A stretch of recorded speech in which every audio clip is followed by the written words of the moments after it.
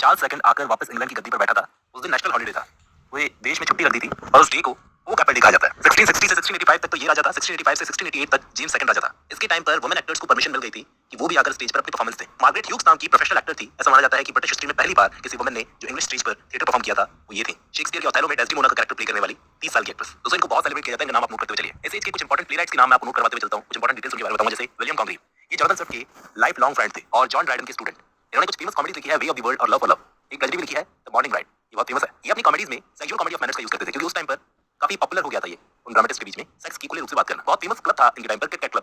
उसके मेंबर भी थे। लाइफ टाइम अनमैरिड रहे और इनकी डेथ के बाद इनको वेस्टमिंस्टर एबी में दफनाया गया पार्ट कॉर्नर में। अब मैं इनकी वर्क्स के बारे में थोड़ा आपको बताता हूं। जैसे इनका फेमस कॉमेडी प्ले है लव फॉर लव, जिसे 1695 के आसपास लिखा गया था। इस प्ले में वैलेंटाइन और एंजेलिका नाम के कैरेक्टर होते हैं। अगर आपको पूरा प्लॉट जानना है तो उसकी मैं डिस्क्रिप्शन में लिंक दे दूंगा। लेकिन इनका work way of the world ज्यादा फेमस है दोस्तों। हो सकता है उससे आपसे क्वेश्चंस पूछे जाएं।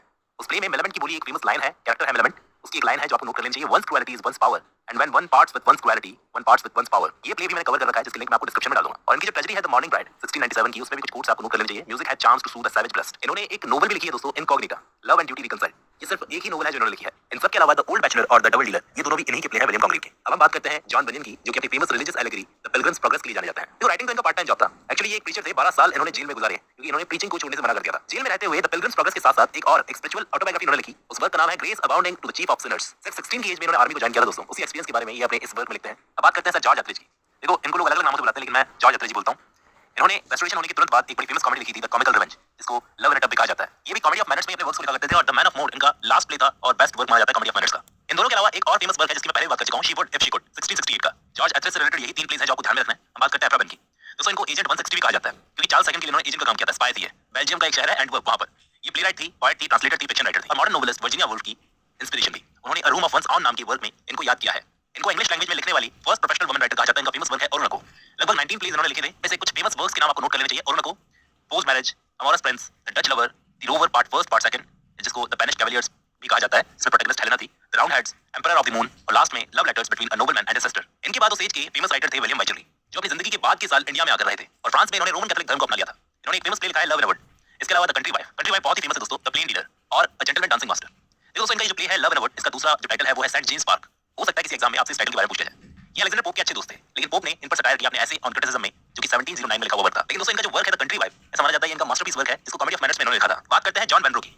ये ड्रामेटिस्ट होने के साथ-साथ एक आर्किटेक्ट भी थे जिन्होंने बेलिंगम पैलेस और कासल हावर्ड को डिजाइन किया था। अपने दो आर्गुमेंटेटिव और आउटस्पोकन रेस्टोरेशन कॉमेडीज को लिखा है, जिनमें से पहली है द प्रोवोक्ड वाइफ 1697 और दूसरी है रिलैप्स 1696। आज में हम लोग बात करेंगे सैमुअल बटलर की। दोस्तों ये पोएट होने के साथ-साथ एक सटायरिस्ट भी थे जिन्होंने एक फेमस वर्क लिखा था, एक सटायरिकल पोएम होडीब्रास। ये जो वर्क था होडीब्रास इनका, ये प्यूरिटनिज्म के अगेंस्ट एक अटैक था। इसका कैरेक्टराइजेशन जो किया गया है दोस्तों वो डॉन किहोटी जो फेमस वर्क था उससे किया गया है। इसके अलावा एक और फेमस वर्क है इनका the elephant on the moon. देखो सैमुअल बटलर का ये जो वर्क है होडीब्रास, ये एक मॉक हेरोइक नैरेटिव पोएम है, एक सटायर है राउंड हेड्स पर, प्यूरिटन्स पर। इस वर्क को एक साथ पब्लिश नहीं करवाया गया था बल्कि तीन पार्ट्स में पब्लिश करवाया गया था 1663, 1664 और 1678 में। एक फेमस फिलोसोफर थे वोल्टायर, उन्होंने इस वर्क होडीब्रास के लिए लिखा था कि I never found so much wit in one single book, इस वर्क के लिए। और इसी अपने वर्क में बटलर ने एक फेमस फ्रेज कॉइन की थी, spare the rod and spoil the child. दोस्तों आज की इस वीडियो में हम लोग neo classical age, Augustan age English literature को डिस्कस करेंगे। ये दोनों एक ही एज है और इसको नियो क्लासिकल एज क्यों बोला जाता है और ऑगस्टन एज लिटरेचर में इसको क्यों बोला जाता है, इस बैकग्राउंड को डिस्कस करेंगे। साथ ही साथ हम लोग इसका हिस्टोरिकल कल्चरल बैकग्राउंड भी देखेंगे, एक ब्रीफ इंट्रोडक्शन में जानेंगे कि क्या है ये, इसके बाद में मेजर राइटर्स को डिस्कस करेंगे। तो बहुत ही कमाल की वीडियो होने वाली है, थोड़ी लंबी होगी दोस्तों। चलिए शुरू करते हैं, मिलते हैं इस वीडियो के एंड में। दोस्तों इस वीडियो में मैं आपको कुछ ऐसी चीजें बताने जा रहा हूं जो आपको ऐसे बुक्स में भी सर्च करने से नहीं मिलेगी। तो गौर से सुनना इस वीडियो में क्या बताने जा रहा हूं। नियो क्लासिसिज्म जो वर्ड है, ये इसकी शुरुआत कहां से हुई? रोम से। रोम कहां पर है? इटली में। हुआ क्या था कि उस टाइम पर एक जर्मन आर्ट हिस्टोरियन थे जोहान विंकलमैन, इनके बारे में आप सर्च करना, जो एक आर्कियोलॉजिस्ट भी थे। आर्ट हिस्टोरियन के साथ-साथ ये एक आर्कियोलॉजिस्ट भी थे। तो इन्होंने क्या किया, बड़ा कमाल का काम किया। ग्रीको रोमन और रोमन आर्ट में फर्क बताया। अब आप सोचोगे कि कौन सा बड़ा काम कर दिया, लेकिन दोस्तों उस वक्त ये बहुत बड़ा काम किया था इन्होंने कि आर्ट की हिस्ट्री बताने वाला कोई पैदा हुआ था जिसने 18th सेंचुरी के टेस्ट को एकदम चेंज करके रख दिया। उस टाइम पर दो नए शहरों की रीडिस्कवरी की गई थी। इटली में नेपल्स के पास दो नए शहरों को खोजा गया था। ये दो नई सिटीज कौन सी थी? पहली थी पॉम्पी, इसको नेपल्स के पास में खोजा गया था, और दूसरी थी हरक्यूलिनियम। ये सिटी भी वोल्केनो होता है ना, ज्वालामुखी, उसकी राख के नीचे दब गई थी। ये भी इटली में थी। दोनों सिटीज इटली में थी। अब ये खबर पूरे यूरोप में आग की तरह फैल गई कि इटली में दो पुरानी सिटीज मिली है जो बहुत पुरानी है। तो जगह जगह से यूरोप में स्टूडेंट्स आए इटली घूमने के लिए। वो आए तो आए, जब यहाँ से गए तो नए नए ग्रीको रोमन आइडल्स को लेकर गए अपने साथ अपने देश वापस। लोगों में पुराना जानने की एक भूख, क्लासिकल पीरियड के बारे में जानने की एक भूख पैदा हो गई। तो अब मैंने आपको एक आर्कियोलॉजिस्ट हिस्टोरियन का नाम बताया था शुरुआत में, जोहान विंकलमैन।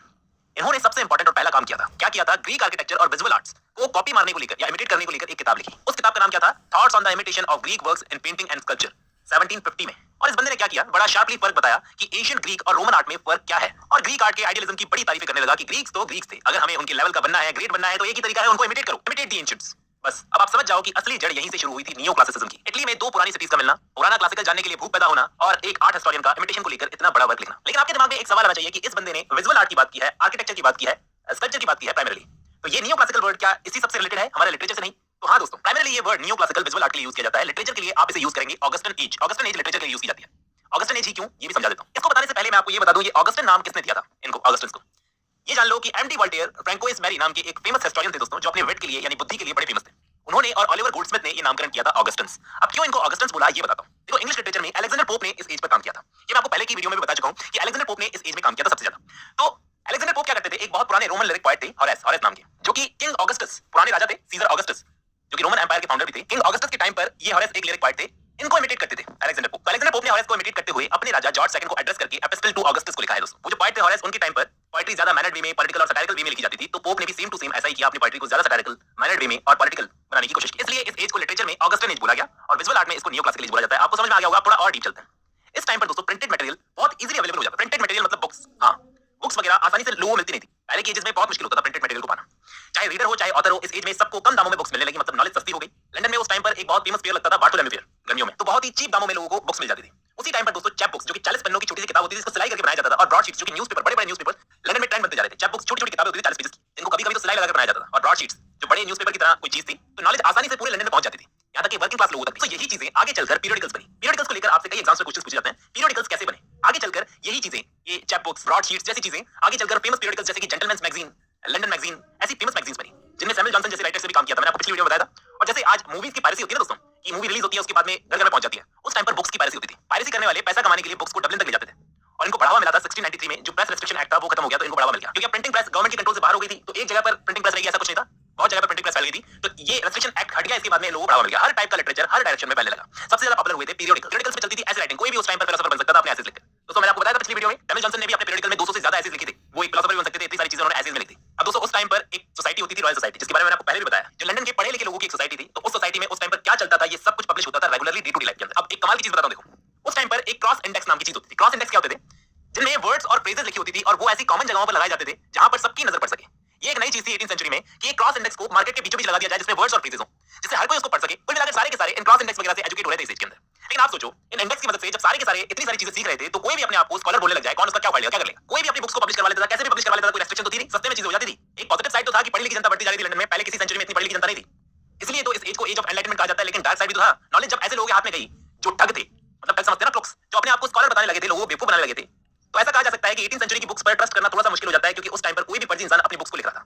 पॉपुलेशन बहुत बढ़ रही थी उस टाइम पर, 3 से 6 लाख के बीच में लंदन की पॉपुलेशन थी, जो 9 लाख के भी ऊपर चली गई थी, क्योंकि उस टाइम पर कुछ ऐसे एक्ट्स आए थे जो कंट्री साइड में फार्मिंग चलती थी, उन इलाकों को बर्बाद करके रख दिया। तो गरीबी की वजह से लोग लंदन में आ गए, एम्प्लॉयमेंट की तलाश में, अपना मतलब सक्सेसफुल फ्यूचर देखकर भी आए थे, लेकिन यहाँ पर लेबर बनकर काम कर रहे थे।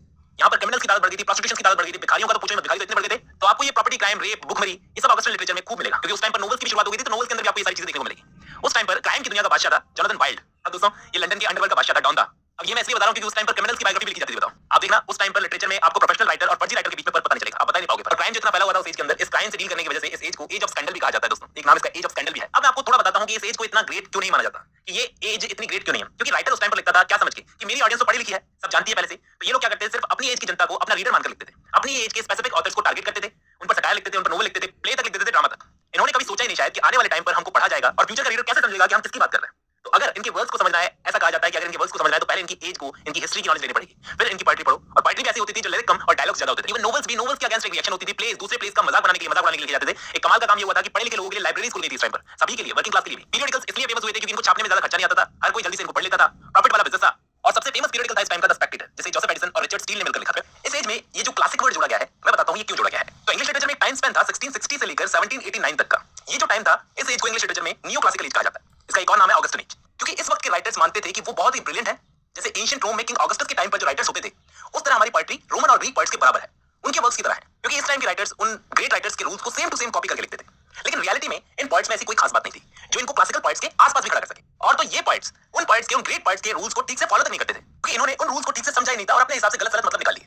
इसलिए इनको क्लासिकल नहीं बल्कि नियो क्लासिकल, नियो का मतलब नकली क्लासिकल पोएट्स कहा जाता है। इनके लिए एक और टर्म यूज की जाती है, pseudo, PSEUDO, pseudo classical as. एक होता है पोएटिक सब्सटेंस, एक होता है पोएटिक एक्सप्रेशन। इन दोनों के बीच में तालमेल बनाकर चलने को कहा जाता है पोएट्री। क्लासिकल एज के राइटर्स इन दोनों के बीच में हार्मनी यानी बैलेंस बनाकर चलते थे। लेकिन ये लोग सिर्फ पोएटिक एक्सप्रेशन पर ज्यादा ध्यान देते थे। पोएटिक एक्सप्रेशन क्या होता है, लैंग्वेज को जितनी ज्यादा हो सके खूबसूरत से खूबसूरत बनाना। इस एज के आने की वजह बहुत सारी थी। सबसे पहले तो मेटाफिजिकल पोएट्स, उनके पहले के राइटर्स, पहले के पोएट्स से, तो वो भी एक वजह थी। दूसरा, जो हेवीली इन्फ्लुएंस थे फ्रेंच राइटर्स से और फ्रेंच क्रिटिक्स से। फ्रेंच क्रिटिक्स क्या करते थे, वो जो क्लासिकल राइटर्स थे उनको ट्रांसलेट करते थे, उनके रूल्स को ट्रांसलेट करते थे, इसलिए ये उनसे ज्यादा इन्फ्लुएंस हो गए। तीसरा, साइंस से बहुत ग्रोथ कर ली थी इस टाइम पर, तो ये सब वजह थी कि राइटर्स से बहुत ज्यादा रैशनल होकर लिखना शुरू कर दिया। ये लोग फॉर्मली परफेक्ट होने पर ज्यादा ध्यान देते थे, लैंग्वेज को परफेक्ट करने में लगे रहते थे, अपने सब्जेक्ट से भटक जाते थे। एक ही चीज लगता था उतने कम से कम शब्दों का यूज करते थे, उतने कम से कम शब्दों में अपनी बात खत्म करते थे। वल्गर और लो कैटेगरी के वर्ड्स जो होते थे उनको चूज नहीं करते थे। अब इससे क्या होता था, आर्टिफिशियल टाइप की लैंग्वेज बन जाती थी, आर्टिफिशियल पार्टी तैयार होती थी, क्योंकि डे टू डे यूज में आने वाले लैंग्वेज को तो तुमने हटाई दी अपनी पार्टी से। पोएट्री में दो बड़े इंग्रेडिएंट होते हैं, नमक और चीनी की तरह। वो दो बड़े इंग्रेडिएंट है इमोशन और इमेजिनेशन, वो बहुत जरूरी होते हैं। अगर ये नहीं हो तो पोएट्री बेकार है। बहुत ज्यादा रीजनिंग और आर्गुमेंट से क्या होता है, इमोशन और इमेजिनेशन मर जाते हैं। इसलिए इस एज में प्रोज और सटायर की ग्रोथ हुई। पोएट्री तो बिल्कुल बंजर थी, नकली थी, नकली। एक बात ये भी थी कि इस टाइम के राइटर्स लंदन में रहने वाले अमीर लोगों की फैशनेबल लाइफ को दिखाना ज्यादा पसंद करते थे, बजाय कि कंट्री साइड की। कंट्री साइड की कोई बात नहीं करता था, नेचर के लिए तो कोई लिखता नहीं था। ड्राइडन को तो प्यार नहीं था नेचर से, लेकिन पोप जो नेचर की तरफ लिखते थे, उनका नेचर बिल्कुल आर्टिफिशियल होता था। अगर उस वक्त बड़ा राइटर बनना था तो उनका सिंपल सा रूल था, क्लासिकल राइटर्स को कॉपी करो बस। पहले तो इन रूल्स को फ्लेक्सिबली कॉपी किया जाता था, लेकिन वक्त के साथ साथ ये बहुत ज्यादा रिजिड होते गए, बदलते टाइम के साथ साथ। ड्राइडन तो थोड़े फ्लेक्सिबल लिख लेते थे, लेकिन पोप तो खतरनाक स्ट्रिक्ट थे, बहुत ज्यादा रिजिड। हडसन ने इन पोएट्स की पोएट्री के लिए बोला the product of intelligence playing upon the surface of life. अब मोस्ट इंपोर्टेंटली ध्यान देने वाली बात यह है कि इस टाइम पर दो आयम्बिक पेंटामीटर में लाइन लिखी जाती थी, दो लाइनें लिखी जाती थी आयम्बिक पेंटामीटर को यूज करके राइमिंग के साथ, और इसको वो बोलते थे हेरोइक कपलेट। हेरोइक कपलेट का इतना ज्यादा यूज हुआ इस एज के अंदर कि पूछो मत। और सटायर के लिए एक ग्रेट एज थी, प्रोज पनपा सटायर बन पे ये हेरोइक कपलेट बहुत ज्यादा फेमस हुई, लेकिन पोएट्री के लिए ये एज एकदम बंजर थी। अब ये तो दिया मैंने आपको इस एज का ब्रीफ इंट्रोडक्शन। अब हम लोग एक राइटर को डीपली समझते हैं। चलिए, सबसे पहले अलेक्जेंडर पोप, जो कि बहुत ही ज्यादा जरूरी है इस एज में। इन्होंने होमर को ट्रांसलेट किया था दोस्तों, सबसे फेमस ट्रांसलेशन थी उस टाइम पर इनकी, जिससे इनको इतना पैसा मिला था कि अपना विला बना लिया था इन्होंने। हेरोइक कपलेट का बहुत ज्यादा यूज करते थे। शेक्सपियर के बाद में ऑक्सफोर्ड डिक्शनरी में से सबसे ज्यादा कोटेशंस यूज की जाती है वो इनकी यूज की जाती है। फिजिकली डिसेबल होने की वजह से, हाइट में छोटे होने की वजह से इतनी एक्टिविटीज में इन्वॉल्व नहीं रहते थे, इसलिए ग्रीक, रोमन और पुराने इंग्लिश लिटरेचर को पढ़ कर खुद से इन्होंने अपने आप को एजुकेट कर लिया। और इनका जो फेमस वर्क है रेप ऑफ द लॉग, वो इन्होंने अपने दोस्त जॉन कैरल को डेडिकेट किया है। इनका जो सबसे पहला मेजर वर्क था वो था पेस्टोरल्स, और ये वर्क इन्होंने तब लिखा था जब ये सिर्फ और सिर्फ 16 साल के थे। स्क्रिबलर्स क्लब, इस क्लब का नाम नोट कर लो दोस्तों। 1713 का ये क्लब था जिसके अंदर John Gay, Jonathan Swift, Thomas Parnell, John Arbuthnot और अलेक्जेंडर पोप ये सब शामिल थे। और इस क्लब का मेन एम था सटायर करना। मार्टिनस स्क्रिबलर्स नाम का एक फिक्शनल कैरेक्टर बनाया था इन्होंने, जो एक स्कॉलर था, उसके जरिए सटायर करते थे। देखो, इनकी दोस्ती बाद में एडिसन और स्टील से हो गई थी, जिनको वेग राइटर्स भी कहा जाता है। तो छोटे-छोटे सेंटेंसेस में वो बड़ी-बड़ी बातें कह जाते थे। इसलिए जोनाथन स्विफ्ट ने कहा था पोप के लिए पेपर सेविंग पोप। पोप को पेपर सेविंग पोप कहा था, क्योंकि पेपर का बहुत कम यूज करते थे। ऐसे ही डॉक्टर जॉनसन ने भी कहा था, पोप जितना एक कपलेट में लिख जाते हैं ना, मैं 6 लाइनों में भी नहीं लिख सकता। इन्होंने शेक्सपियर पर भी एक पैम्फलेट लिखा था, जिस पैम्फलेट का नाम था Shakespeare restored. Rape of the log के अलावा इनका जो फेमस वर्क है वो है एसे ऑन क्रिटिसिज्म 1711 का, जिसको 3 पार्ट्स में इन्होंने लिखा था। दोस्तों, इस वर्क को आप मैथ्यू आर्नोल्ड के एसे इन क्रिटिसिज्म से कंफ्यूज मत करना, ये एसे ऑन क्रिटिसिज्म है। सकता है कि आपको कंफ्यूज करने के लिए एसे इन क्रिटिसिज्म दे दिया जाए। देखो, ये एक ऐसा वर्क था जो इनकी यंग एज में लिखा हुआ वर्क था। 1711 में इसको पब्लिश करवाया था, 3 साल लिए थे इसको लिखने के लिए इन्होंने। इस वर्क के थर्ड पार्ट में इन्होंने लंजाइनस को ट्रिब्यूट देते हुए उन्हें द बोल्ड लंजाइनस कहा है। और इसी वर्क के अंदर इन्होंने जॉन डेनिस पर भी अटैक किया था दोस्तों। इस वर्क की कुछ इंपॉर्टेंट कोटेशंस आपको नोट कर लेनी चाहिए। Little knowledge is a dangerous thing, इसी वर्क के अंदर कहा था। To err is human and to forgive divine। इनका work rape of the lock इस वर्क के बाद में आया था दोस्तों, 1712 और 1714 में। ये एक मॉक हेरोइक नैरेटिव पोएम है, जिसको फर्स्ट टाइम एनोनिमसली पब्लिश करवाया गया था। 1712 वाले एडिशन में तो सिर्फ 2 ही कैंटोस थे, लेकिन 1714 वाले के अंदर इसमें 5 कैंटोस कर दिए गए थे। और इसका जो फाइनल एडिशन पब्लिश हुआ था 1717 में, उस टाइम पर इसमें क्लैरिसा की स्पीच को ऐड किया गया था। अब डॉक्टर सैमुअल जॉनसन ने जब लाइफ ऑफ पोप को लिखा था, तो उसमें एक बड़ी कमाल की लाइन लिखी थी, if Pope be not a poet, where is poetry to be found. Joseph Addison के द टैटलर में इन्होंने कंट्रीब्यूट किया था अलेक्जेंडर पोप ने। मैं आपको इनके और भी इंपॉर्टेंट वर्क्स के नाम बताता हूं। Imitations of Horace 1733, Windsor forest 1713 का वर्क है, काफी पहले का वर्क था, जो अपने आसपास के कंट्रीसाइड एरिया के बारे में बताता है। नेक्स्ट इनका फिलोसॉफिकल वर्क है एसे ऑन मैन, जिसको 1732 और 1734 के बीच में पब्लिश करवाया गया था दोस्तों। इसको हेरोइक कपलेट में लिखा गया है। मैंने वीडियो की स्टार्टिंग में वोल्टायर का नाम बताया था। वोल्टायर ने इस वर्क के लिए कहा है the most beautiful, most useful, most sublime didactic poem ever written in any language. लेकिन डॉक्टर जॉनसन ने इस वर्क पर अटैक किया है लाइफ ऑफ पोप में, ऐसा बोलकर never word penury of knowledge and vulgarity of sentiment so happily disguised. एक और पोएम है एपिस्टल टू डॉक्टर अर्बतनॉट, 1735 का वर्क है, जो इन्होंने जॉन अर्बतनॉट को डेडिकेट की थी या फिर एड्रेस की थी। जॉन अर्बतनॉट जो कि उस क्लब में भी शामिल थे, फिजिशियन थे, और उन्होंने जॉन बुल नाम के कैरेक्टर को बनाया था, जॉन अर्बतनॉट ने। इस वर्क में उन्होंने लॉर्ड हार्वी को स्पोरस और एडिसन को एटिकस कहा है। ये एक फेमस सटायर है जिसको मैं ऑलरेडी कवर कर चुका हूं। और भी इनके कुछ फेमस वर्क्स हैं, जैसे डंसियाड और कुछ मोरल एसेस, जिसके अंदर एक फेमस कोटेशन है, दाई hand great dullness let's the curtain fall. अब ये तो मैंने बात की अलेक्जेंडर पोप की, बात करते हैं जोनाथन स्विफ्ट की, जो कि 3 पेन नेम्स का यूज करते थे दोस्तों। ये है वो 3 पेन नेम्स। देखो दोस्तों, ये एक एंग्लो आयरिश सटायरिस्ट थे, शायद उस एज का बेस्ट सटायरिस्ट इनको कह सकते हैं, क्योंकि पहले तो आयरलैंड से बनाता था। तो ये 2 टाइप के सटायर की स्टाइल्स को फॉलो करते थे, पहला हॉरेशियन सटायर और दूसरा जुवेनियल सटायर। हॉरेशियन सटायर थोड़ा सा लाइट होता था, जेंटल होता था, माइल्ड होता था, लेकिन ये जो दूसरा सटायर था दोस्तों, ये ज्यादा ये सोसाइटी के इविल साइड को दिखाने के लिए यूज करते थे। एक कैरेक्टर इन्होंने इजाद किया था, आइजैक बिकरस्टफ। दोस्तों, इनके काफी सारे एसेस की सीरीज में ये कैरेक्टर अपीयर होता है। अब इंग्लैंड में ग्लोरियस रेवोल्यूशन हुआ था, उस वक्त इंग्लैंड आ गए थे, और यहाँ पर आकर इन्होंने अपने 2 वर्क्स को लिखा, टेल ऑफ अ टग और बैटल ऑफ द बॉक्स। यहाँ पर आकर ये द एग्जामिनर नाम का एक जर्नल चलता था, उसके एडिटर बन गए। ड्राइडन ने जोनाथन स्विफ्ट के लिए कहा था, you shall never be a poet, तुम कभी पोएट नहीं बन पाओगे। और इन्होंने भी ड्राइडन पर अटैक किया था बैटल ऑफ द बॉक्स लिखकर। इंग्लैंड आकर ये सबसे पहले सर विलियम टेम्पल नाम के बंदे के सेक्रेटरी बन गए। जोनाथन स्विफ्ट ने मरने से पहले अपना खुद का एपिटाफ लिखा था दोस्तों, लैटिन में लिखा था, जिसको डब्ल्यूबी यीट्स ने इंग्लिश में ट्रांसलेट किया था। हो सकता है ये सवाल भी आपसे पूछा जाए कि किस राइटर ने अपना खुद का एपिटाफ लिखा था लैटिन में, जिसको डब्ल्यूबी यीट्स ने इंग्लिश में ट्रांसलेट किया था। तो इन्होंने 1704 में अ टेल ऑफ अ टग नाम का वर्क लिखा था। तो उस टाइम अपनी ही तारीफ में इन्होंने कहा था, what a genius I had when I wrote that book. इनका सबसे डेंजरस वर्क अगर मैं किसी को कहूं तो वो था मॉडेस्ट प्रपोजल दोस्तों। एक बार जरूर आप इस वर्क को पढ़िए, मैं आपको सजेशन दूंगा। इनके सटायर्स की क्वालिटी के बारे में पता चल जाएगा कि किस तरह के सटायर्स लिखते थे। आप कहोगे कोई मैड राइटर था, पागल राइटर था जिसने लिखा है। तो इनका मास्टरपीस वर्क आता है 1726 का गलिवर ट्रैवल्स। दोस्तों, ये एक फिजिशियन की कहानी है। गलिवर नाम का सर्जन होता है, जो बाद में एक सेलर बन जाता है। बाकी बैटल ऑफ द बुक्स के बारे में तो मैं आपको बता ही चुका हूं, जिसके अंदर एक फेमस फ्रेज का यूज किया था इन्होंने, स्वीटनेस एंड लाइट। दोस्तों, बाद में आर्नल्ड ने इस फ्रेज का यूज किया था अपने वर्क कल्चर एंड एनार्की में। अब बात करते हैं जॉन गे की, जो कि उस क्लब में शामिल थे जो अलेक्जेंडर पोप का बनाया हुआ था। इनका फेमस वर्क है बैगर्स ओपेरा, जिसको 1728 में लिखा था। अलेक्जेंडर पोप के अच्छे दोस्त थे, इसलिए पोप ने इनके लिए कहा, and man simplicity as a child, बच्चे की तरह तो सिंपल है। और भी लिखा था दोस्तों, life is a jest and all things show it, I thought so once and now I know it. John Gay ने अलेक्जेंडर पोप की पोएम विंडसर फॉरेस्ट को इमिटेट किया है अपने वर्क रूरल स्पोर्ट में। बात करते हैं कि फेमस वर्क बैगर्स ओपेरा की। दोस्तों, ये एक बैलेड है जिसको 3 एक्ट्स में लिखा गया है, और इनका सबसे इंपॉर्टेंट वर्क माना जाता है, इसको नोट कर लेना। उस टाइम के प्राइम मिनिस्टर रॉबर्ट वालपोल पे एक सटायर था, एक पॉलिटिकल सटायर था। इसका नैरेटर जो है वो एक बैगर होता है। फिर इसी वर्क का एक सीक्वल भी लिखा था दोस्तों इन्होंने, पॉली नाम का, जो कि वेस्ट इंडीज में सेट है। देखो, इन सबके ग्रुप में एक बंदे और थे, जॉन अर्बतनॉट, जो कि एक फिजिशियन, सटायरिस्ट और पॉलीमैथ थे, लंदन के, स्कॉटिश थे ये वैसे। इन्होंने जोनाथन स्विफ्ट के साथ मिलकर एक क्लब बनाया था, ब्रदर्स क्लब। देखो दोस्तों, इन्होंने पोप की हेल्प की थी डंसियाड वर्क को लिखने में, तो इनका नाम भी आपको जरूर याद रखना है, कहीं से आपको रेफरेंस दिया जाए तो इनके बारे में पूछ लिया जाए, आपको जरूर ध्यान में रखना है, पढ़ के जाना इनको। नेक्स्ट, इन्हीं के टाइम के एक राइटर थे कॉलिन सिबर। दोस्तों ये राइटर होने के साथ-साथ एक एक्टर थे, मैनेजर थे, प्लेराइट थे और पोएट लॉरेट भी रहे थे 1730 से 1757 तक। इन्होंने अपने लाइफ टाइम में 25 प्लेस लिखे थे अपनी खुद की कंपनी के लिए, और अलेक्जेंडर पोप ने जो वर्क लिखा था डंसियाड, उसके अंदर अलेक्जेंडर पोप ने इनको टारगेट किया था, इसलिए ये फेमस हो गए। इस बंदे ने अपनी खुद की एक कलरफुल बायोग्राफी लिखी थी, an apology for the life of Colin Cibber. दोस्तों विलियम कॉन्ग्रीव का जो प्ले था डबल डीलर, उसमें इन्होंने एक रोल प्ले किया था लॉर्ड टचवुड का। सेवन डायरेक्ट ने इनके वर्क द केयरलेस हस्बैंड को बेस्ट कॉमेडी इन इंग्लिश कहा था। रेस्टोरेशन एज में एक प्लेराइट थे वैन रो, उनका एक वर्क था प्रोवोक्ड हस्बैंड, उसके अंदर इन्होंने काम किया था, मतलब उनके साथ में लिखा था उस वर्क को। सबके अलावा एक और मेजर वर्क है लव्स लास्ट एक्ट और the ladies last day. Next है लेडी मैरी, ये भी एक एरिस्टोक्रेट थी दोस्तों, और पोप के डंसियाड में इनका भी रेफरेंस है। ये जानी जाती है अपने फेमस लेटर्स के लिए, लेटर्स फ्रॉम टर्की। पोप ने न जाने कितनी ही बार अपनी राइटिंग्स में इन पर अटैक किया था। ये उस वक्त रॉबर्ट वॉलपोल की गवर्नमेंट को सपोर्ट करती थी। इन्होंने एक पॉलिटिकल पीरियडिकल भी चालू किया था, नॉनसेंस ऑफ कॉमन सेंस, उसमें एनोनिमसली पब्लिश करवाती थी अपने वर्क्स को। लंदन मैगजीन में न जाने कितनी बार इनकी पोएम्स पब्लिश हुई थी, लेकिन आज इनका नाम कोई भी नहीं जानता। सिर्फ ये फेमस है क्योंकि अलेक्जेंडर पोप ने इन पर सटायर किए थे। अब बात करते हैं डैनियल डेफो की। इन्होंने रॉबिन्सन क्रूसो नाम का एक फेमस वर्क लिखा है, जो कि एक एडवेंचर नोवेल थी। दोस्तों ये राइटर होने के साथ-साथ एक ट्रेडर भी थे, जर्नलिस्ट भी थे, खास तौर पर जर्नलिस्ट थे, पैम्पलेट्स लिखा करते थे और स्पाई थे। इनका ओरिजिनल नेम जो था वो था डैनियल फो, बाद में डेफो बन गया था। इनकी मोस्ट सक्सेसफुल पोएम थी द ट्रू बॉर्न इंग्लिशमैन, और इन्होंने एक पीरियडिकल भी सेटअप किया था जिसका नाम था the review of affair of France, जो हफ्ते में 3 बार चलता था, 9 सालों के आसपास चला था। 1704 में शुरू हुआ था, 1713 तक चला था, और इनको poet laureate of market economy भी कहा जाता है दोस्तों। रॉबिन्सन क्रूसो इन्होंने रियल लाइफ एडवेंचर्स को बेस बनाकर लिखी थी। अलेक्जेंडर सेल्करिक नाम का एक बंदा था, उसकी लाइफ से इंस्पायर होकर, और इस वर्क का पब्लिशर जो था वो था डब्ल्यू टेलर। फिर इसी वर्क का सीक्वल इन्होंने लिखा था further adventures of Robinson Crusoe. वो वर्क भी 1719 में आया था, ये वर्क भी 1719 में आया। उसके बाद इन्होंने और भी नोवेल्स लिखी, जैसे Moll Flanders 1722, a journal of the plague year 1722, colonel Jack और द फॉर्चुनेट मिस्ट्रेस 1724। तरह से हमने अभी तक डैनियल डेफो को देखा। अभी भी इस एज में बहुत सारे राइटर्स बचे हैं, रिचर्ड स्टील, जोसेफ एडिसन, लेकिन उन सबको डिस्कस करने से पहले मैं आपको थोड़ा सा पीरियडिकल्स के बारे में बताता हूं। ये पीरियडिकल्स क्या थे? इनके लिए आप ऐसा समझ लो कि ये उस टाइम के न्यूज़पेपर्स थे, जो नोवेल्स और ड्रामास से बिल्कुल हटकर थे। आम पब्लिक इनको पढ़ना पसंद करती थी। दरअसल दोस्तों इससे पहले क्या था, ये न्यूज़पेपर्स वगैरह पर, ये राइटिंग्स वगैरह पर, प्रिंटिंग पर, इन सब चीजों पर बैन था। तो 1695 में, याद कर लो, 1695 में इस बैन को हटाया गया। एक वर्ड यूज किया जाता है इंग्लिश में, मशरूम ग्रोथ, मतलब एक सडन ग्रोथ होती है ना किसी चीज में, तो उस वक्त मशरूम ग्रोथ हो गई थी। ये पीरियडिकल एसेज लिखे, उस वक्त तक लगभग 600 से ज्यादा पीरियडिकल्स छप रहे थे दोस्तों। मैं आपको कुछ इंपॉर्टेंट पीरियडिकल्स के नाम बताता हूं। सबसे पहले द स्पेक्टेटर, स्पेक्टेटर का नाम आपने कई जगह पर सुना होगा, द टैटलर, इन सब के अलावा रैम्बलर, आइडलर, एडवेंचरर, ये सारे उस वक्त ना बहुत फेमस थे। इन स्पेक्टेटर को पब्लिश किया था रिचर्ड स्टील ने, और स्पेक्टेटर को जोसेफ एडिसन और रिचर्ड स्टील दोनों ने मिलकर किया था। और दोस्तों स्पेक्टेटर को कवर्ली पेपर्स के नाम से जाना जाता है, क्योंकि इसके अंदर सर रॉजर कवर्ली नाम का एक आदमी है जो आता है, जो कैरेक्टर है स्पेक्टेटर का, इसलिए इसका नाम कवर्ली पेपर्स के नाम से रखा गया है। ये जो था ना रैम्बलर, इसको पब्लिश किया था सैमुअल जॉनसन ने, और आइडलर इसको भी सैमुअल जॉनसन ने पब्लिश किया था। और ये जो था ना एडवेंचरर, इसको सैमुअल जॉनसन और जॉन ऑक्सफोर्ड ने मिलकर पब्लिश किया था। एक चीज ध्यान देने वाली ये है कि जब ये पीरियडिकल्स छपते थे ना, तो इनके बीच में इंटरवल्स होते थे कि टाइम टू टाइम पीरियडिकल्स को छापा जाता था, बीच में इंटरवल्स देखिए, यानी कोई 2 दिन बाद में निकलता था, कोई 3 दिन बाद में निकलता था, कोई 1 हफ्ते बाद में निकलता था, इस टाइप से। अब जैसे ये टैटलर था, ये हफ्ते में 3 बार निकलता था, यानी 2 दिन छोड़कर, और इसको एक सिंगल फोलियो शीट पर पब्लिश किया जाता था। जबकि ये स्पेक्टेटर जो था, ये भी सिंगल फोलियो शीट पर पब्लिश होता था, लेकिन ये हफ्ते में डेली पब्लिश होता था, जैसे कोई न्यूज़पेपर छप रहा हो उस तरह से। आइडलर वीकली छपता था, जबकि रैम्बलर हफ्ते में 2 बार छपता था। अब मैं आपको बताता हूं कि ये पीरियडिकल एसेज लिखना शुरू क्यों हुआ और किसने किया। मेनली 2 नाम याद रख लो, एक तो रिचर्ड स्टील और एडिसन। इन दोनों के नाम याद रख लो दोस्तों, क्योंकि इन्होंने ये पीरियडिकल एसेज लिखना शुरू किया था। ये लोग लोगों में बड़ी रुचि रखते थे, लोगों के कामों में, खूबियों में और गलतियों में रुचि रखते थे। जो डे टू डे लाइफ में लोग होते हैं ना, उनके कामों में, उनकी चीजों में, तो हम कह सकते हैं कि आम आदमी की जिंदगी पर लिखना सबसे पहले इन दोनों ने शुरू किया, स्पेक्टेटर के थ्रू। देखिए अगर रिचर्ड स्टील के खुद के शब्दों में मैं अगर कहूं, तो इस वर्क को लिखने का मकसद क्या था इनका। रिचर्ड स्टील कहते हैं कि अगर कोई धर्म के मामले में गलती करता है तो जज बैठा है उसे सजा देने के लिए, कोई कानूनी मामले में गलती करता है तो कोर्ट बैठी है, लेकिन आम लोग जो गलतियां करते हैं, जो डे टू डे लाइफ में उनकी गलतियां होती है, उनको कौन सजा देगा। तो ये स्पेक्टेटर है जो आम आदमी की गलतियों को हाईलाइट करेगा, उनका मजाक बनाएगा। मतलब कुल मिलाकर के एक समाचार पत्र की तरह इन्होंने शुरू किया पीरियडिकल एसेज को, लोगों को हंसाने के लिए, लोगों को कुछ नया सिखाने के लिए ये पीरियडिकल एसेज लिखे जाते थे। अब मैं आपको इस पीरियडिकल एसेज के कुछ टाइप्स बताता हूं। देखिए पीरियडिकल एसेज के 6 टाइप्स होते हैं दोस्तों। सबसे पहला टाइप आता है एसेज ऑफ कैरेक्टर्स, जिनके अंदर कैरेक्टर इंपॉर्टेंट होता है, ऐसे एसेज जिनके अंदर कैरेक्टर इंपॉर्टेंट होते हैं। इस टाइप के एसेज लिखते थे एडिसन और गोल्डस्मिथ। दूसरा टाइप होता है एसेज ऑन कंट्री लाइफ, जो गांव की लाइफ को दिखाना अपने एसेज के अंदर। इस टाइप के एसेज लिखते थे एडिसन और doctor Johnson, doctor Samuel Johnson. तीसरा टाइप है essays on London life, London की लाइफ को दिखाना अपने एसेज के अंदर। इस टाइप के एसेज को लिखता था जोसेफ एडिसन, रिचर्ड स्टील और ऑलिवर गोल्डस्मिथ। चौथा टाइप है एसेज ऑन फैशन, यानी फैशन के ऊपर एसेज लिखना। इस टाइप के एसेज लिखते थे एडिसन। और मॉरल एसेज, यानी जिसमें कुछ मॉरलिटी की बात की जाती है, एडिसन, स्टील, डॉक्टर जॉनसन, ये तीनों लिखा करते थे।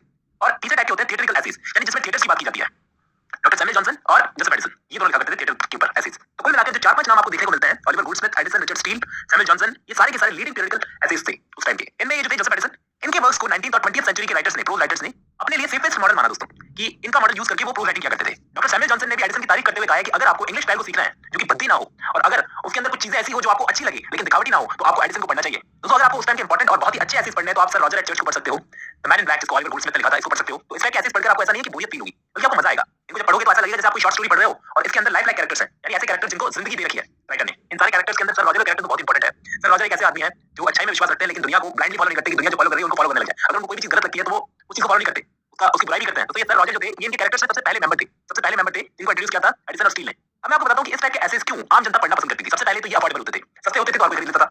दूसरा ये बहुत लंबे नहीं होते थे, 1 या 2 पेजेस के हो सकते थे तो कोई भी पढ़ सकता था। तीसरा ये कि लोगों को सोशल और पॉलिटिकल प्रॉब्लम्स में बड़ा इंटरेस्ट होता है, तब भी इंटरेस्ट था और आज भी इंटरेस्ट है। तो ये एसेज यही बातें किया करते थे सोशल और पॉलिटिकल प्रॉब्लम्स की। और सबसे बड़ी बात तो ये middle class point of view से लिखे हुए थे, इसलिए इनको पढ़ना पसंद करते थे लोग। अब कुछ इंपॉर्टेंट बातें मैं आपको बता देता हूं कि एक एक्ट था, लाइसेंसिंग एक्ट था 1647 का। उसके अंदर क्या हुआ था, इस एक्ट के आने के बाद में न्यूज़पेपर्स की फ्रीडम ऑफ स्पीच को खत्म कर दिया गया था। जब ये एक्ट एक्सपायर हुआ, इसके एक्सपायर होने के बाद में ये पीरियडिकल एसेज अचानक से बूम में आए। डैनियल डेफो वो शख्स थे जिन्होंने द रिव्यू नाम का वर्क लिखा था और डैनियल डेफो से इंस्पिरेशन मिली थी स्टील और एडिसन को, दोनों को। रिचर्ड स्टील और एडिसन की सक्सेस होने का कारण ये था दोस्तों कि उस वक्त की जनता इतनी कोई खास पढ़ी लिखी नहीं थी कि बहुत ज्यादा डिफिकल्ट चीजें, डिफिकल्ट लैंग्वेज को समझ जाए। उनको चाहिए थी छोटी-छोटी चीजें जो वो डे टू डे लाइफ में पढ़ सकें सिंपल लैंग्वेज के अंदर। और रिचर्ड स्टील और जोसेफ एडिसन ने यही काम किया था। दूसरा कारण ये था इनकी सक्सेस होने का कि अभी तक वुमेन को यानी कि औरतों को लिटरेचर में नेग्लेक्ट किया जा रहा था। तो इन्होंने अपने लिटरेचर में औरतों और आदमियों दोनों को जगह दी। और एक चीज ये कि उस वक्त व्यापारी वर्ग यानी कि मर्चेंट क्लास बहुत ज्यादा बढ़ रही थी, तो उनको ध्यान में रखते हुए ट्रेड की भी बातें की गई इसके अंदर, व्यापार की भी बातें की गई, इसलिए फेमस हो गया। लेकिन आप एक चीज नोट करना दोस्तों, 18th सेंचुरी में तो ये बहुत ज्यादा फेमस हुए, लेकिन जैसे ही रोमांटिक एज आते ही ये गिर गए। गिरने का मतलब ये है कि इसमें से लोगों का इंटरेस्ट बिल्कुल खत्म हो गया। देखो, मैंने रिचर्ड स्टील और जोसेफ एडिसन को समझाने से पहले पीरियडिकल्स की बात इसलिए की क्योंकि उस वक्त पीरियडिकल्स बहुत नई चीज थी दोस्तों। और जैसा मैंने आपको बताया कि उस टाइम पर सबसे फेमस पीरियडिकल था स्पेक्टेटर, जो कि मार्च 1711 में दुनिया के सामने आया। 1 डेढ़ साल तक बहुत ठीक तरीके से चलाया, उसके बाद द गार्जियन आ गया था। दोस्तों, स्पेक्टेटर के जो फाउंडर थे वो थे जोसेफ एडिसन। ये इंग्लिश एसेइस्ट, पोएट और मेंबर ऑफ पार्लियामेंट भी रहे थे दोस्तों, पॉलिटिशियन भी थे। रिचर्ड स्टील से इनकी मुलाकात हुई थी क्वींस कॉलेज ऑक्सफोर्ड में। दोस्तों, ये किट-कैट क्लब जो उस टाइम का फेमस क्लब था, उसके मेंबर थे। इनके 3 प्लेस के नाम आप नोट कर लो, लिब्रेटो 1707, कैटो अ ट्रेजेडी 1713 और द ड्रमर, ये कॉमेडी प्ले था 1716 का। इन तीनों में से ये जो ट्रेजेडी कैटो थी, इसका प्रोलॉग पोप ने लिखा था। देखो दोस्तों, उस टाइम पर एक बहुत ही फेमस पॉलिटिकल पेपर था प्री होल्डर नाम का। उस टाइम पर इन्होंने उसको चलाया था उस पेपर को, जिसकी वजह से पोप का क्रिटिसिज्म इनको झेलना पड़ा था। पोप ने इनको क्रिटिसाइज किया था प्री होल्डर के लिए तो वर्क डंसियाड में, और उस वर्क में इनको एक नाम मिला था एटिकस। आपको ध्यान में रखना है क्या नाम दिया था, एटिकस नाम दिया था। उस वक्त के एक और पीरियडिकल के बारे में मैंने आपको बताया था जिसका नाम था टैटलर, जिसमें इन्होंने 42 एसेज लिखे थे और स्टील ने लिखे थे 188। टोटल मिलाकर 271 एसेज थे टैटलर में, जबकि स्पेक्टेटर में इन दोनों ने मिलकर लिखे थे 555 एसेज के आसपास, जिसमें 274 तो इनके थे और 236 स्टील के थे। बात करते हैं रिचर्ड स्टील की। रिचर्ड स्टील ने दुनिया को स्पेक्टेटर का इंट्रोडक्शन दिया था कि हम ऐसा कोई पीरियडिकल शुरू करने जा रहे हैं। ये एक आयरिश राइटर थे और साथ ही साथ अपने दोस्त की तरह एक पॉलिटिशियन भी थे। विग पार्टी को सपोर्ट करते थे, विग मेंबर थे और किट-कैट क्लब के मेंबर भी थे। जॉर्ज फर्स्ट से नाइट की उपाधि मिली थी और एक सेंटिमेंटल कॉमेडी भी इन्होंने लिखी है, द कॉन्शियस लवर्स। अभी मैंने किट-कैट क्लब की बहुत बात की दोस्तों, लेकिन मैं थोड़ा डिटेल्स आपको इसके बारे में बताता हूं। 1705 का एक क्लब था, एक इंग्लिश लंदन बेस्ड क्लब था। ये स्ट्रांग पॉलिटिकल और लिटरेरी आइडियाज रखने वालों का एक ग्रुप था जो टेंपल बार से शुरू हुआ था। इसके परमानेंट मेंबर्स जो थे वो William Congreve, John Locke, Vanbrugh, Addison, Steele, ये सब थे, क्योंकि बहुत सारे पॉलिटिशियंस भी इसके अंदर शामिल थे और सब पॉलिटिक्स में इंटरेस्ट रखते थे। ये अपने पीरियडिकल्स में सूडो नेम का यूज करते थे, आइजैक बिकरस्टफ, इसको नोट कर लेना। और इनका जो फर्स्ट जनरल था वो था टैटलर। एडिसन और स्टील के टाइम के ही एक आयरिश पोएट थे, नेहम टेट। दोस्तों, ये अपने famous work the history of King Lear के लिए जाने जाते हैं, जो 1681 का वर्क था। शेक्सपियर के किंग लियर का एडप्टेशन था। 1692 से 1715 तक ये इंग्लैंड के पोएट लॉयर भी रहे थे। अपने लाइफ टाइम में कोई ऐसा रिमार्केबल वर्क नहीं किया, बस एलिजाबेथन ड्रामास को अपने वर्क्स में चिपकाया, जैसे शेक्सपियर का रिचर्ड सेकंड, उसको अडॉप्ट किया है। ईस्टवर्ड हो, व्हाइट डेविल, अब्सलम एंड अकिटोफेल। एक्चुअली अब्सलम और अकिटोफेल में इन्होंने ड्राइडन के साथ में कंट्रीब्यूट किया था दोस्तों। इनकी पोएम्स को पोप ने बड़ा क्रिटिसाइज किया प्रेडेंसियट में। हिस्ट्री ऑफ किंग लियर एकमात्र इनका रिमार्केबल वर्क है जिसके अंदर इन्होंने किंग लियर की हैप्पी एंडिंग की है कि किंग लियर को अपना थ्रोन वापस मिल जाता है और कॉर्डेलिया की शादी हो जाती है एडगर के साथ में। और एडगर एंड में बोलता है truth and virtue shell at least succeed. बात करते हैं थॉमस पार्नल की, जो पोप और जॉनसन स्विफ्ट के अच्छे दोस्त थे, एक एंग्लो आयरिश पोएट थे, स्क्रिबलर्स क्लब के मेंबर थे और स्पेक्टेटर में इन्होंने कंट्रीब्यूट किया था। पोप जो इलियड को ट्रांसलेट कर रहे थे उस वक्त इन्होंने सपोर्ट किया था और ग्रेवयार्ड पोएट्स में भी इनको काउंट किया जाता है। देखो, इनके इंपॉर्टेंट वर्क्स हैं battle of the frog and mice, hermit और night piece on death. Night piece on death को अर्लीस्ट वर्क माना जाता है ग्रेवयार्ड पोएट्री में दोस्तों। ये ग्रेवयार्ड पोएट्स, उन पोएट्स को कहा जाता था 18th सेंचुरी के कुछ पोएट्स थे जो ह्यूमन मॉर्टेलिटी पर सोचना पसंद करते थे। तो ग्रेवयार्ड पोएट्री में आप 4 पोएट्स के नाम याद रखना और उनकी पोएट्री इंपॉर्टेंट। थॉमस पार्नल का नाम मैंने आपको बताया, नाइट पीस ऑन डेथ 1721 का अर्लीस्ट वर्क माना जाता है ये ग्रेवयार्ड पोएट्री में। एडवर्ड यंग का नाइट थॉट, ये 1742 का इंपॉर्टेंट वर्क है दोस्तों, इसको नोट कर लेना। रॉबर्ट ब्लेयर जिसका वर्क है द ग्रेव, और थॉमस ग्रे का important world famous work elegy written in a country churchyard 1751 सबसे एंड में आया, लेकिन सबसे इंपॉर्टेंट वर्क है। थॉमस पार्नल की बात मैं बात करता हूं एडवर्ड यंग की, जो अपने नाइट थॉट्स के लिए बड़े फेमस है। ये सब इनके इंपॉर्टेंट वर्क्स की लिस्ट है दोस्तों, इसको नोट कर लो। और सटायर्स तो इन्होंने भी लिखे थे, 7 सटायर्स लिखे थे एक सीरीज में, और सीरीज का नाम था the universal passion. Night thoughts इनकी जो पोएम थी उसको इन्होंने ब्लैंक वर्ड्स में लिखा था, 9 पार्ट्स में पब्लिश करवाया था 1742 से 1745 के बीच में। ग्रेवयार्ड पोएट्री में बहुत इंपॉर्टेंट वर्क है दोस्तों, इसका नाम जरूर नोट कर लेना आप। 9 पार्ट्स के नाम भी नोट कर लेना। लास्ट में आप नोट करोगे मैथ्यू प्रायर को, दोस्तों पोप के बहुत बड़े फॉलोअर थे ये, और एग्जामिनर में इन्होंने कंट्रीब्यूट किया था, इंग्लिश पोएट थे। एक ह्यूमरस पोएम इन्होंने लिखी थी Elma, the progress of the mind. दोस्तों, ये सैमुअल बटलर को इमिटेट करके लिखी हुई पोएम है। विलियम मैकपीस थैकरे ने इनके लिए लिखा था Prior seems to me amongst the easiest, the richest, the most charmingly humorous of English lyric poems. यहां पर हम लोगों ने नियो क्लासिकल एज को खत्म कर दिया। यहां पर मैंने पीरियडिकल्स की भी बात कर ली, साथ ही साथ कुछ इंपॉर्टेंट बचे राइटर्स की भी बात कर ली, लेकिन अभी भी मुझे लग रहा है कि कुछ कमी है, क्योंकि ग्रेवयार्ड पोएट्री के बारे में मैंने आपको ढंग से नहीं बताया। एक्चुअली ये ग्रेवयार्ड पोएट्री शुरू कहां से हुई थी, आपके दिमाग में एक मैप बनना चाहिए। तो चलिए मैप से मैं आपको समझाने की कोशिश करता हूं कि आखिर ग्रेवयार्ड पोएट्री थी क्या और कैसे शुरू हुई। दोस्तों, एक्चुअली इसकी शुरुआत मानी जाती है मिल्टन से हुई थी। कैसे हुई थी मैं समझाता हूं। 1645 में, साल 1645 में एक पोएम पब्लिश होती है, इल पेंसरोसो। इस पोएम को लिखा था जॉन मिल्टन ने, और ये पोएम पार्ट थी उनकी फेमस पोएम लालिगो का। इस पोएम की खास बात ये थी कि इस पोएम के अंदर एक उदासी थी, एक डिवाइन मेलंकली। अब काफी सारे क्रिटिक्स कहते हैं कि इस पोएम ने रोमांटिक रिवाइवल को इंस्पिरेशन दी थी। रोमांटिक रिवाइवल मतलब जो ग्रेवयार्ड पोएट्स का आपने नाम सुना होगा, उनको इंस्पिरेशन दी थी, खास करके विलियम ब्लेक को। विलियम ब्लेक सिर्फ मिल्टन की पोएट्री से इंस्पायर्ड नहीं थे, बल्कि पर्सनैलिटी भी काफी पसंद थी उनको मिल्टन की। विलियम ब्लेक ने इन दोनों ही पोएम्स के इलस्ट्रेशंस तैयार किए थे। इलस्ट्रेशंस का मतलब कुछ पिक्चर्स वगैरह तैयार करना अपने एनग्रेविंग की टेक्निक से। अब इन दोनों पोएम्स के बाद में एक पोएम आती है थॉमस पर्नल की। थॉमस पर्नल एक एंग्लो आयरिश पोएट थे जो अलेक्जेंडर पोप और जोनाथन स्विफ्ट के दोस्त भी थे। अलेक्जेंडर पोप और जोनाथन स्विफ्ट के दोस्त भी थे। ये बंदा बड़ा लॉयल था ओलिवर क्रॉमवेल के लिए, ओलिवर क्रॉमवेल को बड़ा सपोर्ट करता था। और इसकी 1721 में एक पोएम आती है, a night piece on death 1721 में। मिल्टन ने करीब 80-90 साल पहले एक पोएम लिखी, फिर इतने सालों बाद में मेलंकोलिक इंस्पिरेशन लेकर किसी ने एक पोएम लिखी, वो था थॉमस पर्नल। फिर उसके कुछ सालों के बाद में एक स्कॉटिश पोएट जेम्स थॉमसन निकल कर आते हैं। उन्होंने कुछ पोएम्स की एक सीरीज लिखी, जिसमें उन्होंने 4 सालों के अंदर 4 सीजन्स के ऊपर एक सीजन्स नाम की पोएम लिखी। 1726 से 1730 तक इन पोएम्स को पब्लिश करवाया। हर एक सीजन के लिए, समर, विंटर, ऑटम और स्प्रिंग के सीजन के लिए 4 सालों में 4 कलेक्शंस को पब्लिश करवाया। इसका नाम दिया सीजन्स। और इस पोएम को भी एक इंस्पिरेशन माना जाता है रोमांटिक रिवाइवल के लिए। कोई 13 साल के बाद में एक और पोएट निकल कर आते हैं, रॉबर्ट ब्लेयर। तो ये एक स्कॉटिश पोएट थे और इन्होंने एक वर्क लिखा द ग्रेव 1743 में। अगर आप इस पोएम को ऐसे याद ना रख सको कि ये सीजन्स के 13 साल के बाद में आई थी, तो आप ऐसे याद रखो कि इस पोएम के लिए जो इलस्ट्रेशंस होते हैं यानी पिक्चर्स तैयार की थी विलियम ब्लेक ने वाटर कलर से। लेकिन वाटर कलर तो उड़ गया, सिर्फ स्केचेस रह गए थे। ये वो पिक्चर है। इस इलस्ट्रेशन को किसने तैयार किया था? विलियम ब्लेक ने। ये मौत का दरवाजा बनाया था विलियम ब्लेक ने रॉबर्ट ब्लेयर की ग्रेव नाम की पोएम के ऊपर। ठीक है दोस्तों, इसी बीच एडवर्ड यंग नाम के एक पोएट ने एक फेमस कलेक्शन पब्लिश किया था 1742 से 1745 के बीच में, नाइट थॉट्स नाम का। और इस पोएम के लिए भी पिक्चर्स यानी इलस्ट्रेशंस विलियम ब्लेक ने ही तैयार किए थे। उनको कमीशन मिला था 1795 में कि इलस्ट्रेशन तैयार करो और अपनी इनग्रेविंग की टेक्निक से इलस्ट्रेशन तैयार किए थे। इसके लिए 1797 में उन्होंने इसके इलस्ट्रेशन तैयार किए। आज ये पोएम फेमस है तो इन इलस्ट्रेशंस की वजह से ही है। वैसे शुरू में इसको पॉपुलैरिटी मिली थी, लेकिन आज विलियम ब्लेक की जो पिक्चर्स बनाई हुई है उसकी वजह से ये पोएम फेमस है। ठीक है, अब हमने देखा एक के बाद एक करके काफी सारे पार्ट्स आए, उन्होंने ये डेथ, ग्रेव्स इन सब के ऊपर लिखा। लेकिन सबसे इंपॉर्टेंट पोएम या सबसे इंपॉर्टेंट वर्क तो अभी आना बाकी था, elegy written in a country churchyard. इस पोएम को इन सब पोएम्स के बाद में 1751 में पब्लिश करवाया थॉमस ग्रे ने। दरअसल दोस्तों लिख तो काफी पहले ली थी, लेकिन इसको 1751 में पब्लिश करवाया। इसके पीछे भी एक स्टोरी है। दरअसल इस पोएम का ओरिजिनल टाइटल जो है वो है stanza road in a country churchyard. इस पोएम को लिखकर याद रखना कंप्लीट करके इन्होंने अपने दोस्त हॉरेस वॉलपोल को भेजी। हॉरेस वॉलपोल का आपने नाम सुना होगा, कासल ऑफ ऑटरेंटो वाले, उनको भेजी। वो दोस्त थे इनके। कमाल की बात ये थी कि उस वक्त तक हॉरेस वॉलपोल ने अपनी गॉथिक नोवेल कासल ऑफ ऑटरेंटो को लिखा नहीं था। कासल ऑफ ऑटरेंटो इस पोएम के बाद में आई थी। फिर भी हॉरेस वॉलपोल लिटरेरी सर्कल्स में बहुत फेमस थे, तो उन्होंने क्या किया, इस पोएम को सर्कुलेट कर दिया चारों तरफ अपने दोस्तों के बीच में। तो उन्होंने थॉमस ग्रे को कहा कि इसको पब्लिश करवाओ और 1751 में थॉमस ग्रे ने इस पोएम को पब्लिश करवाया और ये पोएम पॉपुलर हो गई। मतलब जैसे ये पब्लिश हुई पॉपुलर हो गई। क्रिटिक्स ने भी इस वर्क की काफी तारीफ की दोस्तों। थॉमस ग्रे की जब ये पोएम पब्लिश हो गई तो काफी लोगों ने इस ग्रेवयार्ड पोएट्री में अपना हाथ आजमाया, जैसे कि ओलिवर गोल्डस्मिथ। इन्होंने 1770 में अपनी एक पोएम पब्लिश करवाई थी द डेजर्टेड विलेज। लेकिन इस पोएम को ओलिवर गोल्डस्मिथ ने हेरोइक कपलेट में लिखा था दोस्तों। यानी जब रोमांटिक सवेरा हो रहा था तो उस वक्त गोल्डस्मिथ की बड़ी इज्जत थी। लेकिन ये पोएम काफी हद तक पोप के ऐसे और मैन को फॉलो करते हुए लिखी गई है। यानी अपने टाइम का इन्फ्लुएंस उठाई ओलिवर गोल्डस्मिथ पर, प्रोज की स्टाइल में इस पोएम को लिखा था। क्योंकि हम कह सकते हैं कि ओलिवर गोल्डस्मिथ काफी हद तक एक प्रोज राइटर ही थे। और थॉमस वॉटन जो 1785 के पोएट लॉरियट थे, इन्होंने भी द प्लेजर्स ऑफ मेलंकली नाम की पोएम लिखी थी जो 1747 में पब्लिश हुई थी। और इस पोएम की वजह से इनको भी ग्रेवयार्ड पोएट कहा जाता है। इनकी मेन थीम थी मेलंकली, ग्रेवयार्ड, चर्चयार्ड, ये सब चीजें। अब थॉमस पर्सी भी एक बिशप थे उस टाइम के। इन्होंने एक वर्क लिखा था the relics of ancient English poetry 1765 में। ये एक बैलेट कलेक्शन था दोस्तों। बैलेट कलेक्शन, बैलेट की फॉर्म जो अभी तक सो चुकी थी, जिसको वापस जिंदा किया था थॉमस पर्सी ने। और बाद में रॉबर्ट बर्न्स, वर्ड्सवर्थ, कॉलरिज, इन सबको बैलेट्स लिखने के लिए इंस्पायर किया था इसी वर्क ने। एक स्टेज तैयार किया था इन सब के लिए इन्होंने, थॉमस पर्सी ने। इसलिए इनको भी ग्रेवयार्ड पोएट कहा जाता है कहीं ना कहीं। दोस्तों लास्ट में मैं एक और नाम ऐड करना चाहूंगा, विलियम कूपर। दोस्तों इन्होंने रोमांटिक्स में बड़ी फेम हासिल की थी, बड़े पॉपुलर हो गए थे क्योंकि इन्होंने 18th सेंचुरी की नेचर पोएट्री की डायरेक्शन एकदम चेंज कर दी थी। इंग्लिश गांव की डे टू डे लाइफ पर लिखकर, रोजमर्रा की जिंदगी पर लिखकर इन्होंने डायरेक्शन एकदम चेंज कर दी थी। इनको हम वर्ड्सवर्थ का फॉररनर भी कह सकते हैं। इनका सबसे इंपॉर्टेंट वर्क था द टास्क जो 1785 में आया था। द टास्क में 6 बुक शामिल थी दोस्तों, the sofa, the time piece, the garden, the winter evening, winter morning walk, the winter walk and noon. तो ये कुछ ग्रेवयार्ड पोएट्स थे जिनका इन्फ्लुएंस पड़ा था आगे चलकर कॉलरिज पर। कॉलरिज ने रिजेक्शन एंड ओड नाम की पोएम लिखी थी जो एक मेलंकलिक पोएम है। और कीट्स ने ओड ऑन मेलंकली लिखी थी, वो भी एक मेलंकलिक पोएम है। तो इन्होंने काफी बड़े-बड़े पोएट्स को आगे चलकर इंस्पायर किया, साउदी, बैरन, शेली, इनके वर्क्स पर भी आप इनका इन्फ्लुएंस। लास्ट इंपॉर्टेंट बात ये है कि इनको ये टर्म किसने दी थी? तो दोस्तों विलियम मैकनेल डिक्सन ने 1898 में ये टर्म इनको दी थी, ग्रेवयार्ड पोएट। अब जब आपने वीडियो खत्म कर लिया तो उम्मीद करता हूं आपको यहां तक ये सीरीज समझ आई है। अब हम लोग नेक्स्ट वीडियो में डिस्कस करेंगे age of sensibility, age of Johnson जिसको कहा जाता है। चलिए आज की इस वीडियो में बताएंगे, मिलता हूं नेक्स्ट वीडियो में। चलिए दोस्तों आज की इस वीडियो में हम लोग शुरू करने जा रहे हैं एज ऑफ सेंसिबिलिटी को, जिसको एज ऑफ जॉनसन भी कहा जाता है। सैमुअल जॉनसन का टाइम था, मतलब मेजर पोएट थे सैमुअल जॉनसन, और क्रिटिक भी थे उस टाइम के बहुत ही फेमस। और भी छोटे-मोटे राइटर्स थे जिन्होंने नोवेल्स लिखना शुरू कर दी थी। दोस्तों इसी टाइम पर 4 पिलर्स, नोवेल्स लिखने के 18th सेंचुरी के 4 पिलर्स आए थे, उन सबको डिस्कस करेंगे, साथ ही साथ सारे पार्ट्स। दोस्तों छोटी एज नहीं है, बहुत बड़ी एज है, इसलिए डिटेल से डिस्कस करेंगे 30 मिनट की वीडियो में। चलिए शुरू करते हैं, मिलता हूं इस वीडियो के एंड में। तो अब हम शुरू करने जा रहे हैं एज ऑफ सेंसिबिलिटी।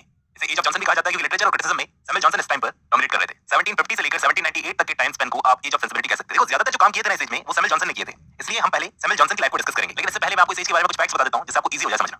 सबसे पहले तो जितने भी पार्ट्स इस टाइम के थे ना एज ऑफ जॉनसन के, उनको प्रिकर्सर्स ऑफ रोमांटिक रिवाइवल कहा जाता है। मतलब रोमांटिक रिवाइवल आने से पहले जिन्होंने शुरुआत कर दी थी। और एक खास बात ये थी कि पोप की एज की तरह ही इस एज के पार्ट्स भी क्लोज कपलेट्स पे लिखना पसंद करते थे। और हिस्ट्री में एक बड़ी चीज हुई थी इस टाइम पर, फ्रेंच रेवोल्यूशन 1789 से 1799 तक। कई स्कॉलर्स इस एज को एज ऑफ ट्रांजिशन भी कहते हैं क्योंकि जॉनसन और गोल्डस्मिथ जैसे राइटर्स स्लैविशली ऑगस्टिन एज के ट्रेडिशंस को फॉलो कर रहे थे एक तरफ, दूसरी तरफ विलियम ब्लेक, रॉबर्ट बर्न्स ऐसे राइटर्स इमेजिनेशन और इमोशंस को बढ़ावा दे रहे थे। मतलब दो टाइप के ट्रेंड्स को फॉलो करने वाले पार्ट्स थे, इसलिए इस एज को एज ऑफ ट्रांजिशन भी कहा जाता है। इसी टाइम पर लिबरलिज्म की एक विचारधारा दुनिया के सामने आई थी। 7 ईयर वॉर हुआ था फ्रांस और ब्रिटेन के बीच में अमेरिका को लेकर। आपको पता ही होगा कि अमेरिका को आजाद करवाने में फ्रांस का भी कुछ रोल था। क्या तो ये सब हो गया एज ऑफ सेंसिबिलिटी का बैकग्राउंड। अब बात करते हैं सैमुअल जॉनसन की। सैमुअल जॉनसन की लाइफ को डिस्कस करेंगे दोस्तों इन डिटेल।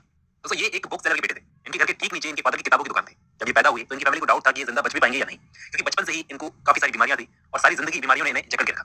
जैसे ही उस बीमारी से रिकवर हुए पर दूसरी बीमारी ने इनको पकड़ लिया। एक स्कैरोफुला नाम का इन्फेक्शन होता है जो ट्यूबरक्लोसिस से होता है। उस बीमारी को उस टाइम पर किंग्स ईविल नाम से जाना जाता था। आप सर्च करना आपको मिलेगा, क्योंकि ऐसा माना जाता था कि जिस इंसान को ये बीमारी हो जाती है उसको रॉयल टच की जरूरत पड़ती है। मतलब कोई रॉयल फैमिली का आदमी उस पर हाथ रख दे तो बीमारी ठीक हो सकती है। तो उस वक्त खुद क्वीन एन ने सैमुअल जॉनसन के लिए ये काम किया था। क्वीन एन ने एक एमुलेट करके एक ज्वेलरी होती है उसका पीस दिया था बीमारियों से बचाने के लिए सैमुअल जॉनसन को, जो जॉनसन ने अपनी पूरी जिंदगी अपने गले में पहन के रखा था चेन बांध के। तो ऐसा कहा जाता है कि पूत के पांव पालने में लग जाते हैं। तो बचपन से ही इनकी इंटेलिजेंस के साइन पता लगने लगे थे इनकी फैमिली को। बहुत छोटी सी एज में इन्होंने पढ़ना लिखना सीख लिया था। मतलब जब इनकी मां अपनी प्रेयर बुक को साइड में रखकर जाती थी, छोड़कर जाती थी, तो पीछे से ही पढ़कर बोलने लगते थे उस बुक के डायलॉग्स। तो एजुकेशन 3 साल की एज में शुरू हो गई थी। इनकी मां ने शुरू कर दी थी इनको प्रेयर बुक्स पढ़ा कर। इवन इन्होंने एक शू मेकर यानी जूते बनाने वाले से भी पढ़ाई की थी दोस्तों। फिर लैटिन पढ़ने के लिए इनको लिचफील्ड ग्रामर स्कूल भेजा गया। आप देखना इनकी काफी सारी पोएम्स के अंदर आपको लैटिन इन्फ्लुएंस जरूर मिलेगा। देखो दोस्तों इस टाइम तक ये पक्का नहीं था कि सैमुअल जॉनसन की पढ़ाई कंप्लीट हो भी पाएगी या नहीं, क्योंकि इनके फादर पर भारी कर्जा हो गया था जिससे इनकी पढ़ाई कंटिन्यू नहीं कर सकते थे वो लोग। तो जॉनसन ने क्या किया था, उस वक्त किताबें सिलने का काम शुरू कर दिया था। तो ज्यादातर टाइम इनको अपने फादर की बुक शॉप में टाइम गुजारने को मिलता था, तो वहीं पर पढ़कर इन्होंने काफी कुछ सीख लिया। फैमिली गरीब थी लेकिन पढ़ने की इच्छा थी, तो रास्ता निकलना था। प्रकृति ने एक रास्ता निकाला कि इनकी मां की दूर की बहन की डेथ हो गई और वो अपने पीछे कुछ पैसा छोड़ गई, जिससे जॉनसन की आगे की पढ़ाई कंटिन्यू हो सकी। इन्हें पेम्ब्रोक कॉलेज में भेजा गया जो कि ऑक्सफोर्ड यूनिवर्सिटी का पार्ट था उस टाइम पर। लेकिन दोस्तों पढ़ाई के साथ साथ दूसरे खर्चे भी होते हैं, वो कौन संभाले? तो वहां पर इनका एक दोस्त बन गया एंड्रयू कॉबेट। और एंड्रयू के अलावा काफी सारे दोस्तों ने इनको सपोर्ट किया। दोस्तों की सपोर्ट की वजह से जॉनसन की पढ़ाई अच्छी चल रही थी। वहां एक टीचर ने जॉनसन से बोला कि क्रिसमस आ रहा है तो उसके लिए तुम अलेक्जेंडर पोप की पोएम थी, एक वो कवर था मसीहा, उसको लैटिन में ट्रांसलेट करो क्योंकि आधे दिन के अंदर, सिर्फ आधे दिन के अंदर उस ट्रांसलेशन को खत्म कर दिया, क्योंकि इनको लगा इस ट्रांसलेशन के बदले में उनको पैसा मिलेगा। पैसा तो नहीं मिला, लेकिन एप्रिसिएशन बहुत मिला, तारीफें खूब मिली। देखो दोस्तों, क्रिसमस जो होता है ना अंग्रेजों के लिए एक ऐसा त्योहार होता है जिसे हमारे यहाँ दिवाली की तरह मनाया जाता है। तो जॉनसन की पढ़ाई को लेकर इतनी दीवानगी थी, इस लेवल की दीवानगी थी कि क्रिसमस की छुट्टियों में भी ये पढ़ते रहते थे। बीच में एक ऐसा टाइम आया जैसे लगा कि इनको बीच में ही इनकी पढ़ाई छोड़नी पड़ेगी, लेकिन फिर ऑक्सफोर्ड से इन्होंने एमए कर लिया, ट्रिनिटी कॉलेज से डॉक्टरेट की डिग्री ले ली। देखो करियर की बात करूं, अब मैं करियर पे चल रहा हूं। इन्होंने करियर शुरू किया था स्कूल में पढ़ाकर एज अ टीचर, लेकिन उस टाइम पर इनके पास में डिग्री नहीं थी, तो एक बंदा था जिसने इन्हें बिना डिग्री के हायर कर लिया। लेकिन उस स्कूल में इनसे नौकरों की तरह काम करवाया जाता था। एक बीमारी थी इनको, पब्लिक लाइफ में इस तरह से काम नहीं कर सकते थे, ऊपर से नौकरों की तरह काम करवा रहा था, तो इन्होंने स्कूल छोड़ दिया। फिर इन्होंने अपने एक दोस्त थॉमस वारन की मदद की बर्मिंघम जनरल को शुरू करने में। इसके बाद इन्होंने अपने दोस्त की विडो एलिजाबेथ पॉटर के साथ में शादी कर ली। जब वो लेडी 45 साल की थी और उस लेडी के 3 बच्चे थे। दोस्तों, जॉनसन की एज इस वक्त 25 साल थी और वो 45 साल की औरत से शादी करने वाले थे। तो बहुत लोगों ने नाटक किया इनकी शादी को लेकर, लेकिन एलिजाबेथ क्या बोलती थी, अपनी बेटी को बोलती थी कि आज तक मैं जितने भी लोगों से मिली हूं ना, जॉनसन उनमें से सबसे इंटेलिजेंट आदमी। एलिजाबेथ जॉनसन की क्लोज फ्रेंड की वाइफ थी, जिसकी डेथ हो गई थी, एलिजाबेथ विडो थी। तो 45 साल की एलिजाबेथ से इन्होंने शादी कर ली और दहेज के जो पैसे मिले, उन पैसों से जॉनसन ने सोचा कि अपना खुद का स्कूल खोलूंगा। तो आइडियल हॉल नाम का एक स्कूल खोला, लेकिन इसमें बर्बादी हो गई, क्योंकि बच्चे 3 ही आते थे, प्राइवेट स्कूल था। और उन्हीं 3 बच्चों में से एक फेमस एक्टर भी था दोस्तों उस टाइम का, गैरिक नाम का। सिर्फ 1 साल के अंदर अंदर इनको स्कूल बंद करना पड़ा। अब दोस्तों क्या होता है, जॉनसन ने ये पब्लिकली पढ़ाने वढ़ाने के काम से तो ले लिया एक तरह से संन्यास। इन्होंने क्या किया, अपना जो ऑथरशिप वाला काम था, लिखने का काम, वो शुरू कर दिया। काफी लंबे टाइम से ये एक ट्रेजेडी पर काम कर रहे थे, एक ड्रामा पर, जिसका नाम था आयरीन। आयरीन जॉनसन का ओनली ड्रामा है दोस्तों, सिर्फ एकमात्र लिखा हुआ ड्रामा है। और डेविड गैरिक ने इसमें रोल किया था। जो इनका स्टूडेंट था ना, डेविड गैरिक, जो स्कूल में इनके पास पढ़ने आता था, वो एक बेस्ट एक्टर बन गया था और इसी ड्रामा में उसने रोल किया था। कमर्शियली तो ये ड्रामा बहुत सक्सेसफुल हो गया, लेकिन दोस्तों जॉनसन इसे अपनी लाइफ का सबसे बड़ा फेलियर मानते थे। हालांकि पैसा खूब कमाया, बाकी जितने भी वर्क्स लिखे थे उनसे सबसे ज्यादा पैसा जॉनसन ने इस ड्रामा से कमाया, लेकिन जॉनसन को मजा नहीं आया। ये बहुत बड़ी बात होती है ऑथर के लिए, कमर्शियली सक्सेसफुल होने के बावजूद भी एक फेलियर मानना किसी वर्क को। उन्होंने ऑथर बनने का काम इसलिए चूज किया क्योंकि उनको ये जो एक खतरनाक सिंड्रोम था, ट्यूरेट सिंड्रोम, जिसमें आदमी पागलों जैसे हरकत करता है और रिपीटेटिव साउंड्स निकालता जाता है, मतलब अगर कुछ बोलेगा तो उसको बोलता ही रहेगा। इसकी वजह से ये पब्लिक जॉब्स नहीं कर सकते। इस बीमारी में क्या होता है दोस्तों, आदमी क्या अजीब से साउंड्स निकालता है रिपीटेटिव, और अपनी गर्दन को हिलाता है, शोल्डर्स को हिलाता है, तो इसकी वजह से लोगों से पागल समझने लगता है। तो दोस्तों ये ड्रामा कमर्शियली सक्सेसफुल हो गया था, लेकिन इस ड्रामा से ये संतुष्ट नहीं हुए। इन्होंने अपना घर छोड़ दिया और लंदन चले गए। पहले तो अकेले गए, बाद में अपनी वाइफ को भी ले गए। तो वहां पर इनका जो स्टूडेंट था डेविड गैरिक, उसके लंदन में काफी कॉन्टैक्ट से, अच्छे कॉन्टैक्ट से, जिसकी वजह से इनको वहां रहने में कोई प्रॉब्लम नहीं आई। वहां मिला इनको एक प्रिंटर जिसका नाम था एडवर्ड कीव। इसका नाम नोट कर लेना दोस्तों, इस बंदे ने काफी सपोर्ट किया था सैमुअल जॉनसन का। तो एक पीरियडिकल चलता था उसका उस टाइम पर, द जेंटलमैन नाम का, जिसको द जेंटलमैन मैगजीन बाद में नाम दिया गया। उस टाइम तक मैगजीन नहीं था, ये पीरियडिकल चलता था, द जेंटलमैन नाम का। उस बंदे ने इनको काम दिया। जॉनसन कहते थे कि मैं सदा एहसानमंद रहूंगा इस आदमी का, जिसने मुझे उस वक्त काम दिया जिस वक्त मुझे काम की बहुत जरूरत थी। फिर दोस्तों जॉनसन ने अपनी लाइफ का पहला इंपॉर्टेंट और क्रिटिकली सक्सेसफुल वर्क लिखा, जिसका नाम था लंदन। 1738 में इस पोएम को पब्लिश करवाया, लेकिन एनोनिमसली, मतलब जॉनसन ने इस पोएम पर अपना नाम नहीं लिखवाया था। बाद में जब ये सक्सेसफुल हो गई तो लोगों को पता चला कि इसको सैमुअल जॉनसन ने लिखा था। और उस वक्त जब इस राइटर का नाम नहीं पता था लोगों को, तो ये वर्क पब्लिश होने के बाद में अलेक्जेंडर पोप ने इसको पढ़कर क्या बोला कि इस वर्क के ऑथर को खोद कर निकालो यार, क्या वर्क लिखा है। दोस्तों इस बीच 1737 से 1739 के बीच में जॉनसन की दोस्ती होती है रिचर्ड सैवेज नाम के एक पोएट से। जॉनसन ने अपनी लाइफ में पहली बार इस बंदे रिचर्ड सैवेज की बायोग्राफी लिखी थी, लाइफ ऑफ सैवेज करके। दोस्तों इस टाइम तक जॉनसन अपनी वाइफ को छोड़ चुके थे और इस बंदे के साथ नहीं रहते थे, क्योंकि इस बंदे के साथ रहना इनको बहुत पसंद था। काफी सारी डिस्कशन होती थी जॉनसन की इससे। गरीबी का दोस्त था रिचर्ड सैवेज इनका।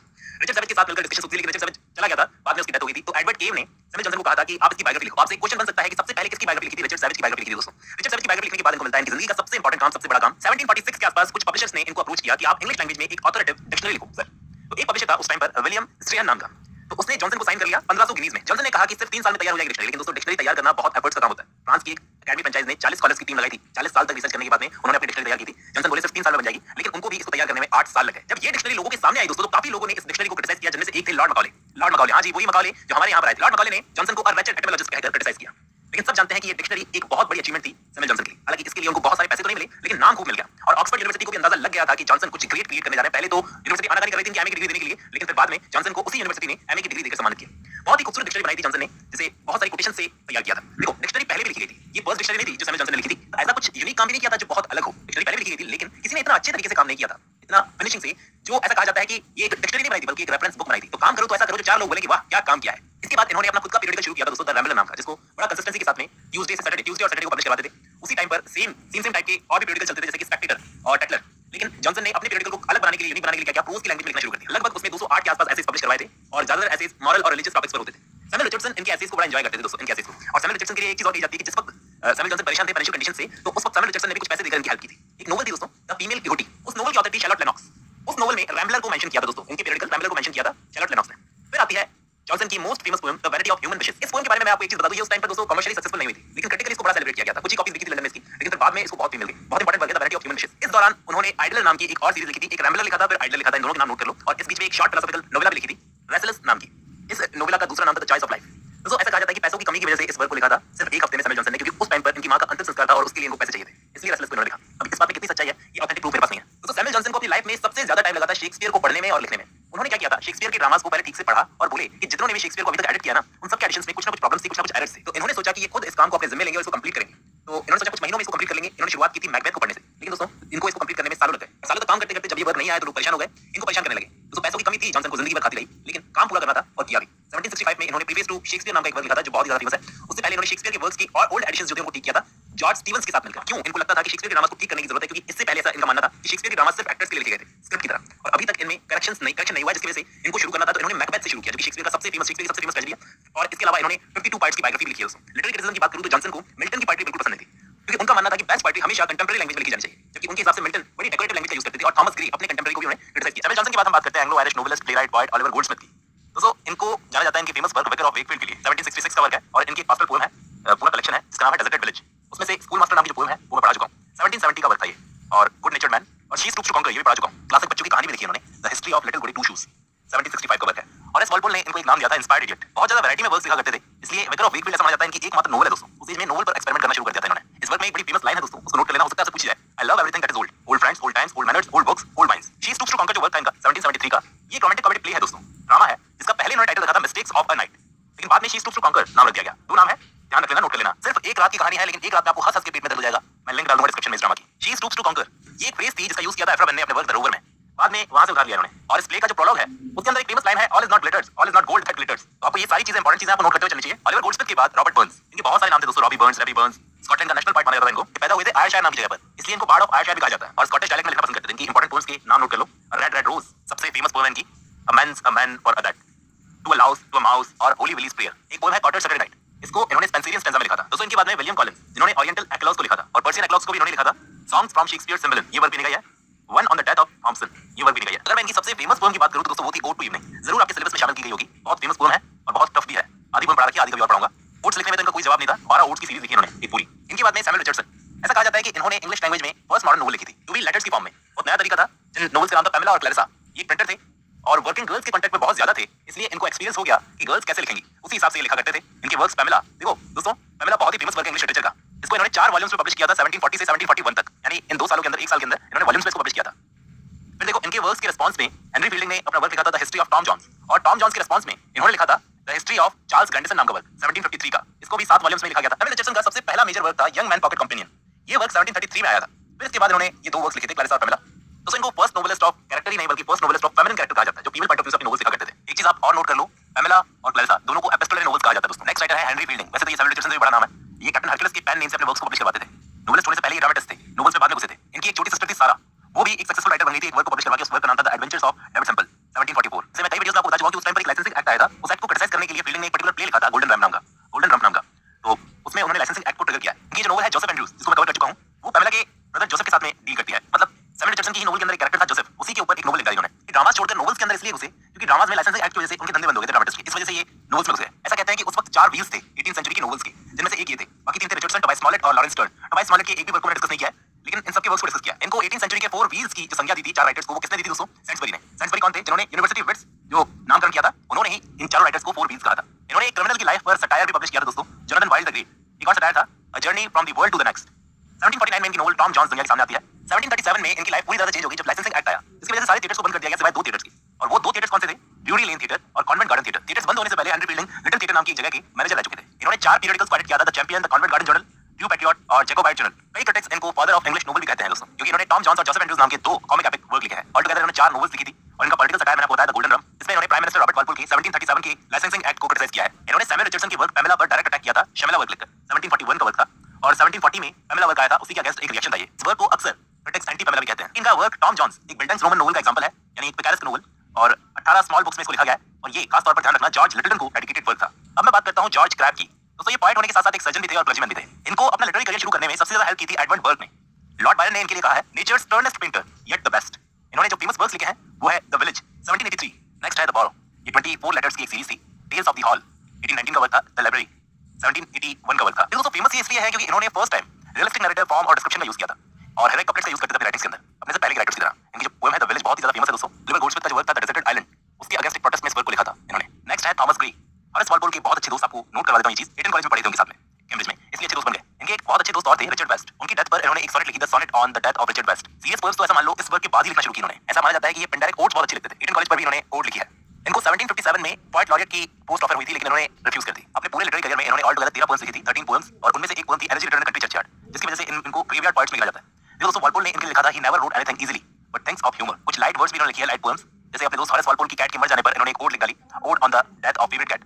दोस्तों ये एक मॉक एलिजी है ओड होने के साथ साथ। ये और इनके साथी पोएट्स राइटर्स का एक ग्रुप था Horace Walpole, Richard West, Thomas Ashton at Eton, मतलब ईटन नाम की जगह पर, मतलब जहां पर ये पढ़ते थे वहां पर एक ग्रुप बना रखा था जिसको क्वाड्रुपल अलायंस कहा जाता था। इनका जो मास्टरपीस वर्क है वो है elegy return in the country churchyard. पहले मुझे ये पोएम पसंद नहीं थी कुछ खास दोस्तों, लेकिन इसके अंदर बहुत सारी कोटेशंस है। मतलब बाद में इसका मतलब समझ में आया, जब मैच्योरिटी आती है तो आपको समझ में आता है कि ये पोएम बहुत गहराई में लिखी हुई है। इसी पोएम के अंदर एक फ्रेज है, far from the madding crowd. इस फ्रेज से थॉमस हार्डी ने अपनी एक नोवेल का नाम रख दिया, far from the madding crowd. देखो दोस्तों, इनके बाद अब जो मैं नाम लेने जा रहा हूं उनको आप जरूर नोट करोगे, जिसका नाम है विलियम कूपर, जिनके लिए एसटी कॉलरिज, जो कि फर्स्ट जनरेशन रोमांटिक पोएट थे, उन्होंने कहा था द बेस्ट मॉडर्न पोएट, इनको विलियम कूपर को कहा था उन्होंने। इनकी एक फेमस फ्रेज है, God moves in a mysterious way, his wonders to perform.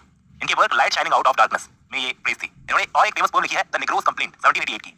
देखो ये बहुत ज्यादा फेमस हो गए क्योंकि उस वर्क के अंदर द निग्रोस कंप्लेंट जो थी उसमें मार्टिन लूथर किंग जूनियर का नाम आपने जरूर सुना होगा। उन्होंने इनकी कुछ कोटेशंस का यूज किया अपने सिविल राइट्स मूवमेंट में। विलियम वर्ड्सवर्थ ने भी इनकी पोएम यार्डली ओक के लिए इनकी बड़ी तारीफ की है। कूपर ने बहुत सारी एंटी स्लेवरी पोएम्स लिखी दोस्तों, ऐसा भी एक राइटर आया था जिसने एंटी स्लेवरी पोएम्स लिखी थी, और न्यूटन के अच्छे दोस्त थे ये, फिजिशियन न्यूटन। इनका जो सबसे फेमस वर्क है द टास्क, उसका नाम जरूर ध्यान में रखना दोस्तों। उस पोएम को 6 बुक्स में बांटा है, 1785 का वर्क है। लगता है आपसे 6 बुक्स के नाम भी पूछे जाए, the sofa, the time piece, the garden, the winter evening, the winter morning walk, the winter walk at noon, ये 6 बुक्स हैं। लास्ट में एक चीज और नोट कर लो, इन्होंने एक फेमस कोट लिखी है द टास्क नाम के वर्क में, God made the country and man made the towns. अब हम बात करते हैं एक स्कॉटिश लॉयर और बायोग्राफर जेम्स बॉसवेल की। इनको आप ऐसे याद रखो कि इन्होंने सैमुअल जॉनसन की बायोग्राफी लिखी थी दोस्तों। हैरोल्ड ब्लूम ने कहा था इनके लिए कि इन्होंने सैमुअल जॉनसन की बायोग्राफी इंग्लिश लिटरेचर में सबसे ग्रेटेस्ट बायोग्राफी लिखी है, बॉसवेल है, और वो बायोग्राफी पब्लिश हुई थी 1791 में। दोस्तों ये भी स्लेवरी के अगेंस्ट लिखा करते थे। इन्होंने एक फेमस वर्क लिखा है the universal empire of love. उसके अंदर ये चीज साफ देखने को मिलती है। इनके इंपॉर्टेंट जनरल्स के नाम आपको बता देता हूं। सबसे पहले लंदन द ग्रेट बायोग्राफर, तो जनरल से, और मेजर वर्क्स की अगर मैं बात करूं तो सैमुअल जॉनसन की बायोग्राफी 1791 का वर्क था, 2 वॉल्यूम्स में पब्लिश हुआ था, नो अबॉलिशन ऑफ स्लेवरी। यही 2 चीजें हैं जो आपको ध्यान में रखनी है। नेक्स्ट है एडमंड बर्ग। वैसे तो इनका इतना बड़ा नाम नहीं है, एक प्रोज राइटर थे, और मैथ्यू आर्नोल्ड ने इनके लिए लिखा था as our greatest prose writer. इनके एक वर्क का नाम नोट कर लो ज्यादा, reflection on the revolution of France. इसी एज के एक और राइटर थे दोस्तों, एडवर्ड गिबन। ये एक हिस्टोरियन थे और इन्होंने एक फेमस हिस्टोरिकल वर्क लिखा है the history of decline and fall of Roman empire. ये वर्क 6 वॉल्यूम्स में पब्लिश हुआ था 1776 से 1788 तक। इनको भी दोस्तों मैन ऑफ लेटर्स कहा जाता है, और इनकी एक फेमस कोट है, I sighed as a lover and obeyed as a son. दोस्तों जब भी इंग्लिश नॉवेल्स की बात होती है ना, तो 18th सेंचुरी में 4 व्हील्स में टोबाइस मॉरेट का नाम भी आता है, लेकिन इनकी कोई बात नहीं करता। ये प्रोफेशन से बाय प्रोफेशन एक सर्जन थे, और अपने famous work the adventures of Rodrick random के लिए जाना जाता है। ये वर्क एक पिकारेस्क नोवेल था। उन्होंने एक और वर्क लिखा है the adventures of Ferdinand count fathom. Doctor Samuel Johnson ने इनको कहा था the great charm of literature. ये सब इनके इंपॉर्टेंट वर्क्स के नाम है, इनको नोट कर लेना दोस्तों। बात करते हैं लॉरेंस टर्न की। ये भी दोस्तों 4 व्हील्स में से थे, एक एंग्लो आयरिश नोवेलिस्ट और एक एंग्लिकन क्लर्जीमैन, मतलब धर्म के साथ में जुड़े हुए थे। इनका फेमस वर्क है ट्रिस्टम शैंडी, जेंटलमैन। अब ट्रिस्टम शैंडी के बारे में सबको पता है, लेकिन इसी के साथ एक और वर्क है जिसके बारे में आपको ध्यान में रखना है, कोई पूछ सकता है, sentimental journey through France and Italy. ये इसी के साथ साथ सर्मन्स और मेमोइर्स में लिखते थे दोस्तों। ट्रिस्टम शैंडी एक नोवेल ऑफ डाइग्रेशन है, मतलब इसके अंदर जो मेन इवेंट्स हैं उनको डिले किया जाता है बहुत ज्यादा। इसको अगर हम फर्स्ट ग्राफिक नोवेल कहें तो गलत नहीं होगा, क्योंकि बहुत सारे ग्राफिकल डिवाइस इसके अंदर यूज हुए हैं। साथ ही साथ डबल मीनिंग लैंग्वेज का भी बहुत ज्यादा यूज किया है। एक एंग्लिकन प्रीस्ट ऐसी चीजें लिखता है तो आप सोचो उस टाइम की जो एज ऑफ एनलाइटनमेंट कैसी रही होगी। मैंने इस नोवेल को अच्छे से कवर कर रखा है, उसकी लिंक मैं आपको डिस्क्रिप्शन में डाल दूंगा। इनके बाद है जेम्स मैकफर्सन। तो पहला तो ये एक स्कूल मास्टर थे, इन्होंने 2 एपिक पोएम्स लिखी, दूसरा बेंगल और टेमोरा। नेक्स्ट हम बात करेंगे थॉमस चैटरटन की, जिन्होंने 12 साल की उम्र से लिखना शुरू कर दिया था। इनके इंपॉर्टेंट वर्क्स के नाम आप याद रखो। सबसे पहले तो an elegy on the much lamented death of William Beckford और the execution of sir Charles पार्टवेल।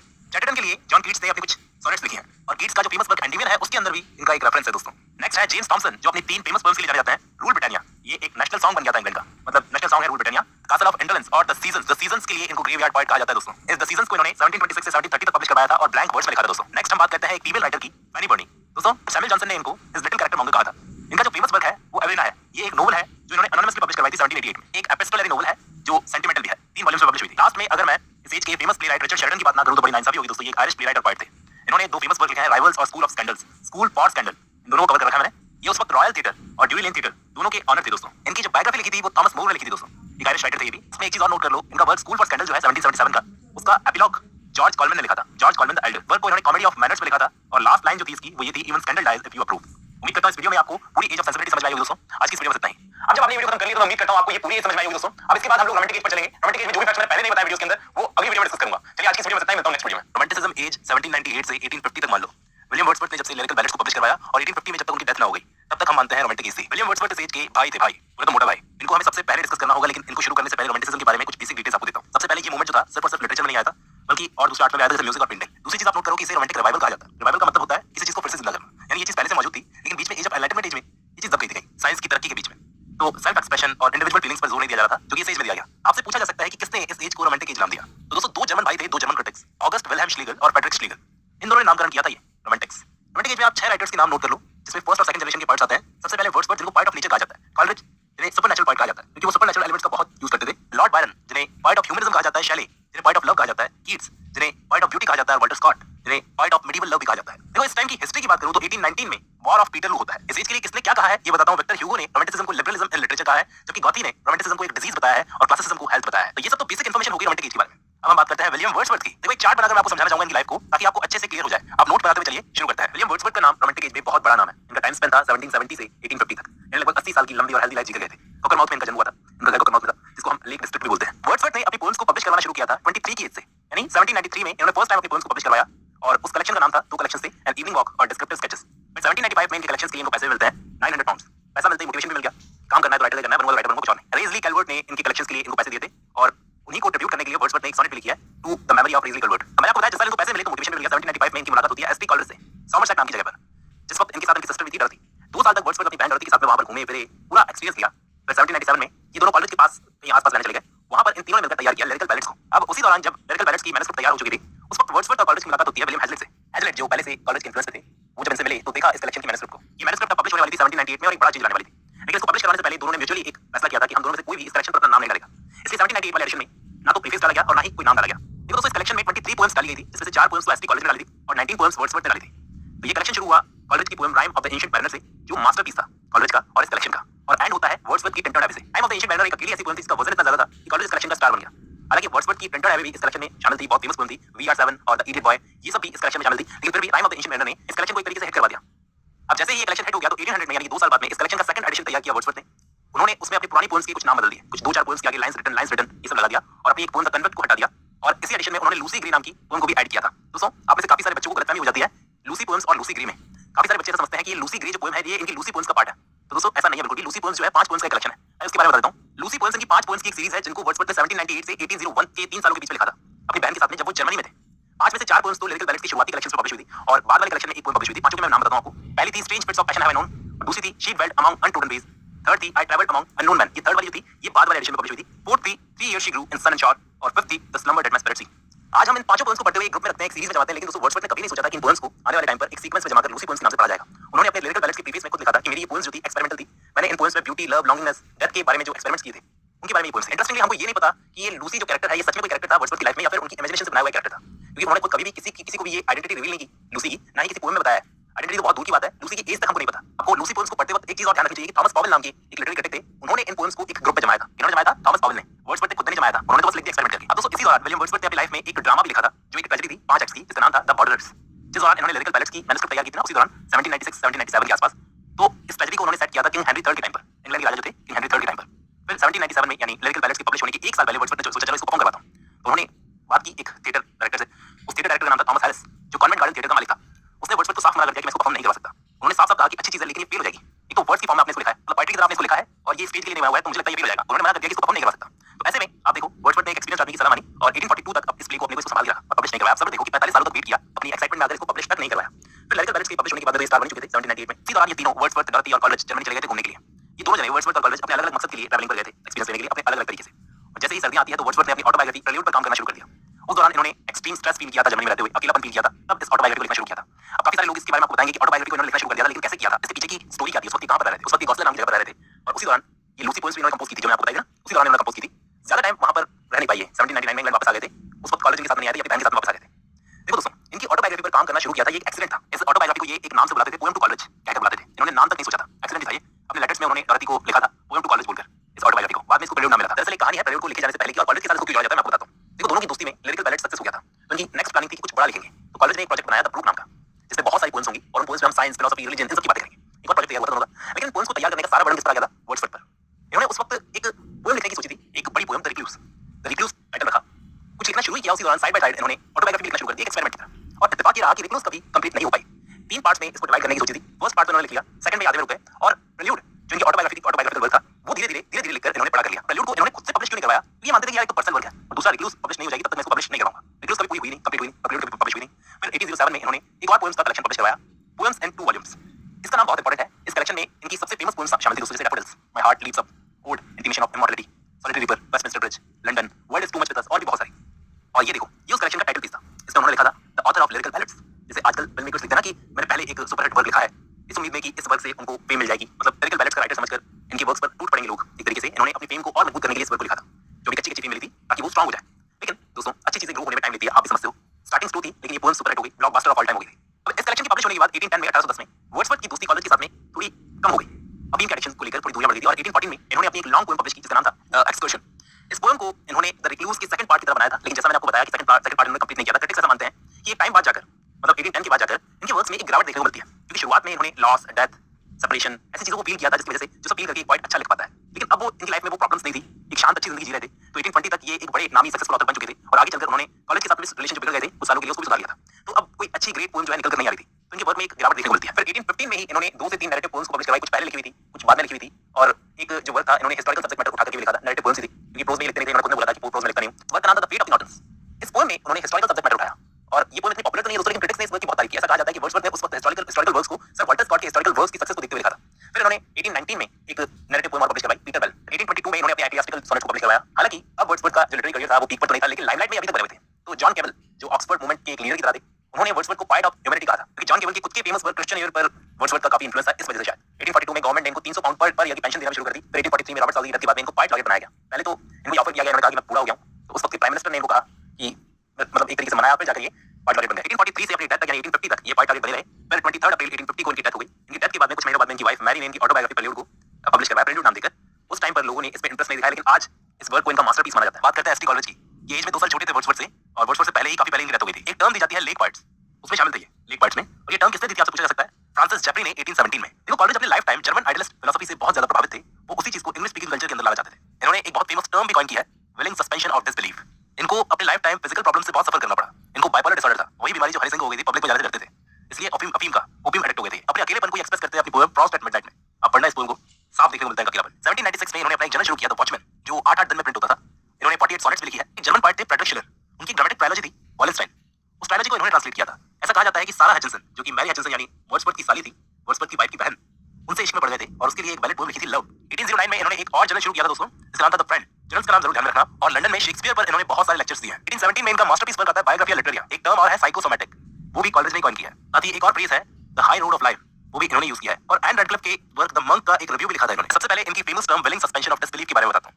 ये 1817 में इन्होंने कॉइन की थी ये टर्म। इसका मतलब ये होता है, शायद इन्होंने ये बात अपने सुपरनैचुरल चीजों को जस्टिफाई करने के लिए जो ये लिखते थे उसके लिए कही थी। जैसे हम लोग सर्कस में जाते हैं तो उसमें देखते हैं कि आधा बदन काट दिया किसी लड़की का, हम जानते हैं कि ऐसा पॉसिबल नहीं है, आधी बॉडी कैसे काटी जा सकती है किसी लड़की की और वो वापस वो जिंदा भी रहे। हम जानते हैं कि ये चीज पॉसिबल नहीं है, ऐसा नहीं हो सकता, लेकिन फिर भी हम थोड़ी देर के लिए अपने दिमाग को साइड में रख के सिर्फ एंजॉयमेंट के लिए उस चीज पे यकीन करते हैं। इस चीज को विलिंग सस्पेंशन ऑफ डिसबिलीफ कहा जाता है। कोई लंबी चौड़ी चीज नहीं, आप सर्कस के एग्जांपल से ध्यान में रखो। मैं आपको बताता हूं कि कॉलेज एक चीज और मानते थे कि इमेजिनेशन जो होती है ना, उसकी 3 फॉर्म्स होती है। पहले डिस्कस कर चुका हूं, लेकिन फिर भी आपको बता रहा हूं, प्राइमरी, सेकेंडरी और फैंसी। बायोग्राफी लिटरेरिया के लिंक मैं आपको डिस्क्रिप्शन में डाल दूंगा, उसको जाकर देख लीजिए। उसके अंदर आपको तीनों टाइप की इमेजिनेशन का पता चल जाएगा जो भी इन्होंने कही है। बायोग्राफी लिटरेरिया का 13th चैप्टर बहुत ही ज्यादा इंपॉर्टेंट है, उसी के अंदर ये सारी बातें की है। उसी चैप्टर में इन्होंने इमेजिनेशन और फैंसी के बीच में फर्क भी बताया।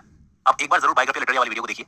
नेक्स्ट मैं बात करता हूं, इन्होंने एक टर्म जो एसएम प्लास्टिक को कॉइन किया है, इसको पावर ऑफ पोएटिक इमेजिनेशन कहते हैं। इसी वर्क बायोग्राफी लिटरेरिया में, इसलिए मैं कह रहा हूं कि एक बार जरूर आप बायोग्राफी लिटरेरिया वाली वीडियो देखिए। क्रिटिक्स ने इन पर क्या कहा है। टी.एस. एलियट ने इन पर कहा है, perhaps the greatest of English critics and in a sense that last. जबकि चार्ल्स लैम्ब ने इनको अ डैमेज्ड आर्कएंजल कहा है। तो बचपन से ही कॉलेज को पढ़ने का बहुत शौक था, खेलने कूदने के बजाय। उनकी उम्र 8 साल थी तो उनके फादर की डेथ हो गई। इसके बाद वो क्राइस्ट हॉस्पिटल में भेजा गया पढ़ने के लिए। ये एक स्कूल था जिसको चैरिटी से चलाया जाता था, ये चैरिटी से चलने वाला स्कूल था। वहां इनकी एजुकेशन हुई, वहां इनका पोएट्री लिखने में इंटरेस्ट पड़ा, और क्राइस्ट हॉस्पिटल में दोस्तों की मुलाकात होती है चार्ल्स लैम्ब से। चार्ल्स लैम्ब के साथ में ये वर्जिल के वर्क्स को पढ़ने लगे, और इन्होंने भी दोस्तों अरेबियन नाइट्स को पढ़ा, और उस वर्क ने इन पर बहुत गहरा इंप्रेशन छोड़ा। पिछली वीडियो में चार्ल्स डिकेंस वाली वीडियो के अंदर बता चुका हूं कि चार्ल्स डिकेंस पर भी अरेबियन नाइट्स का बहुत इंफ्लुएंस था, इन पर भी था। अब कभी-कभी कॉलेज अपने स्कूल में अकेले पढ़ जाते थे तो वो अपने बर्थ प्लेस को याद करते थे। फिर 1791 से 1794 के बीच में ये रहे कैम्ब्रिज यूनिवर्सिटी में। अब दोस्तों 1792 में इन्होंने स्लेव ट्रेड पर एक कोड लिख दी थी, तो उसके लिए, उस कोड के लिए ब्राउन मेडल मिला था इनको। अब इससे पहले क्या हुआ था, जब स्कूल में थे तो कुछ लड़कों से इनकी दोस्ती हो गई थी। उन्हीं लड़कों में से एक लड़का था टॉम एवांस। ये अपने दोस्तों के साथ टॉम एवांस के घर पे गए। वहां पर टॉम की जो सिस्टर थी मैरी एवांस, उनसे पहली बार कॉलेज की लड़की से प्यार हुआ था। टॉम की सिस्टर मैरी से कॉलेज की मुलाकात हुई, और अगले 5 सालों तक कॉलेज ने पागलों की तरह मैरी को पसंद किया, लेकिन अपनी फीलिंग्स को मैरी के सामने कभी शेयर नहीं किया। 1795 में मैरी ने फ्रैड टॉड से शादी कर ली। उस वक्त कॉलेज रॉबर्ट साउदी से मिल चुके थे दोस्तों। कॉलेज ने मैरी एवांस के लिए पोएम भी लिखी थी 1794 में, जिसका नाम है द साय, और मैरी एवांस को डेडिकेट किया ये पोएम। उनका नाम भी मेंशन किया है इस पोएम में, और इन्होंने कुछ टाइम के लिए अपना नाम बदलकर साइलस टॉमकिन कॉम्बरबैच ऐसा कोई नाम रख लिया था। अब क्या रीजन था नाम बदलने का ये तो पता नहीं। तो ये सारी तो बात थी इनके स्कूल की। जब ये कॉलेज में आए कैम्ब्रिज यूनिवर्सिटी में, तो ये जीसस कॉलेज कैम्ब्रिज में थे, तो इनकी मुलाकात होती है रॉबर्ट साउदी से। तो रॉबर्ट साउदी के साथ कोलैबोरेशन में इन्होंने एक प्ले लिखा था जिसका नाम था द फॉल ऑफ रॉबस्पियर। इसको नोट कर लो, रॉबर्ट साउदी के साथ कोलैबोरेशन में लिखा था इन्होंने। इसके बाद कॉलेज और साउदी ने मिलकर प्लान बनाया कि हम लोग अपनी एक यूटोपियन कम्युनिटी बनाएंगे जिसका नाम होगा पैंटिसोक्रेसी। इनके साथ इस प्रोजेक्ट में रॉबर्ट लॉवेल नाम की एक पार्टी शामिल थे। ये 3 जने थे, और इनके साथ में 3 बहनें थी। इन 3 बहनों के नाम थे सारा, एडिथ और मैरी। ये तीनों सिस्टर्स भी इनके साथ शामिल थी।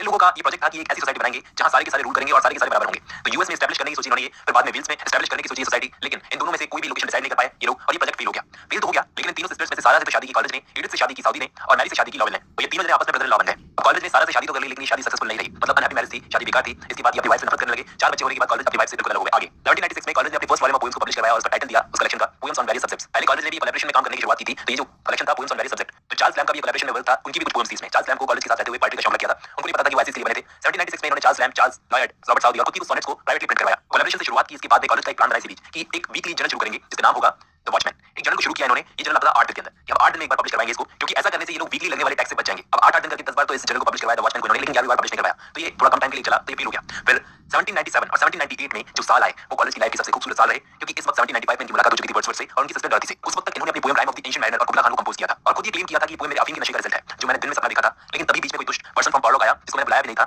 और ये पोएम आधी रह गई लिखते लिखते, उसने मुझे इंटरप्ट कर दिया। और दोस्तों ये इवेंट व्लादिमीर नबोकोव की एक नोबेल प्राइज दिला देता है, उसके अंदर भी उन्होंने डाला है। इसी टाइम पर कॉलेज ने अपनी पोएम्स फ्रॉस्ट एट मिडनाइट और द नाइटिंगेल जैसी पोएम्स को प्रोड्यूस किया था। 1798 में लिरिकल बैलेट्स का पब्लिकेशन वर्ड्सवर्थ की भले इस कलेक्शन में ज्यादा पोएम्स थी, लेकिन इस कलेक्शन का मैंने पहले बताया आपको असली स्टार कॉलेज था। ये कॉलेज ने भले कम पोएम्स दी थी, लेकिन वो कम पोएम्स बहुत ही कमाल की थी। इस बीच कॉलेज का जाना हुआ शॉपशायर, वहां पर इन्होंने एक लेक्चर दिया था। तो विलियम हैजलिट दोस्तों, जो वहां के यूनिटेरियन मिनिस्टर के बेटे थे, उस वक्त वो बहुत दूर से ऐसी कॉलेज को सुनने आए थे उनका लेक्चर। ये बात मैंने आपको पिछली कुछ वीडियोस के अंदर बताई है कि विलियम हैजलिट ने पहली बार कॉलेज को सुना था तो उनको कैसा लगा था। फिर इसके बाद कॉलेज विलियम हैजलिट के साथ गए, उनके फादर से मिले, फिर इनको कहीं से ऑफर आया और इन्होंने ऑफर एक्सेप्ट कर लिया। और हैजलिट को बड़ा दुख हुआ कि कॉलेज को जाना पड़ेगा। उनको लगा था कॉलेज के नेबर बन जाएंगे, काफी कुछ सीखने को मिलेगा, लेकिन कॉलेज को जाना पड़ा। फिर 16 सितंबर 1798 को कॉलेज वर्ड्सवर्थ के साथ में जर्मनी गए और वहां की यूनिवर्सिटीज में घूमे। वर्ड्सवर्थ तो लौट आए थे, लेकिन ये वहां पर घूम रहे थे। वहां पर योहान फ्रेडरिक और योहान गॉटफ्रिड इनकी लेक्चर्स को सुना और तब कॉलेज का जर्मन फिलोसफी की तरफ इंटरेस्ट पड़ा। स्पेशली ये ट्रांसेंडेंटल आइडियलिज्म और critical philosophy of Immanuel Kant की तरफ इनका इंटरेस्ट पड़ा। 18th सेंचुरी के ग्रामेटिस्ट गॉटहार्ड लेसिंग उनकी लिटरेरी क्रिटिसिज्म की तरफ इनका इंटरेस्ट पड़ा। वर्ड्सवर्थ तो जर्मनी से लौटकर वापस इंग्लैंड आ गए थे, लेकिन जर्मनी में थे। फिर जब ये इंग्लैंड लौटकर आए तो जर्मन क्लासिकल पार्ट्स को ये स्टडी करने लगे, पढ़ने लगे, ट्रांसलेट करने लगे। फिर 1799 में कॉलेज वर्ड्सवर्थ के साथ में थॉमस हचिंसन की फार्म पर बैठे हुए थे। तो उस वक्त वहां पर बैठे हुए कॉलेज ने सारा हचिंसन के लिए एक बैलेट पोएम लव को लिखा। ये सारा हचिंसन कौन थी? ये मैरी हचिंसन की सिस्टर थी। मैरी हचिंसन कौन थी? ये तो बताइए, विलियम वर्ड्सवर्थ की वाइफ थी। तो कॉलेज को विलियम वर्ड्सवर्थ की वाइफ की बहन से प्यार हो गया था,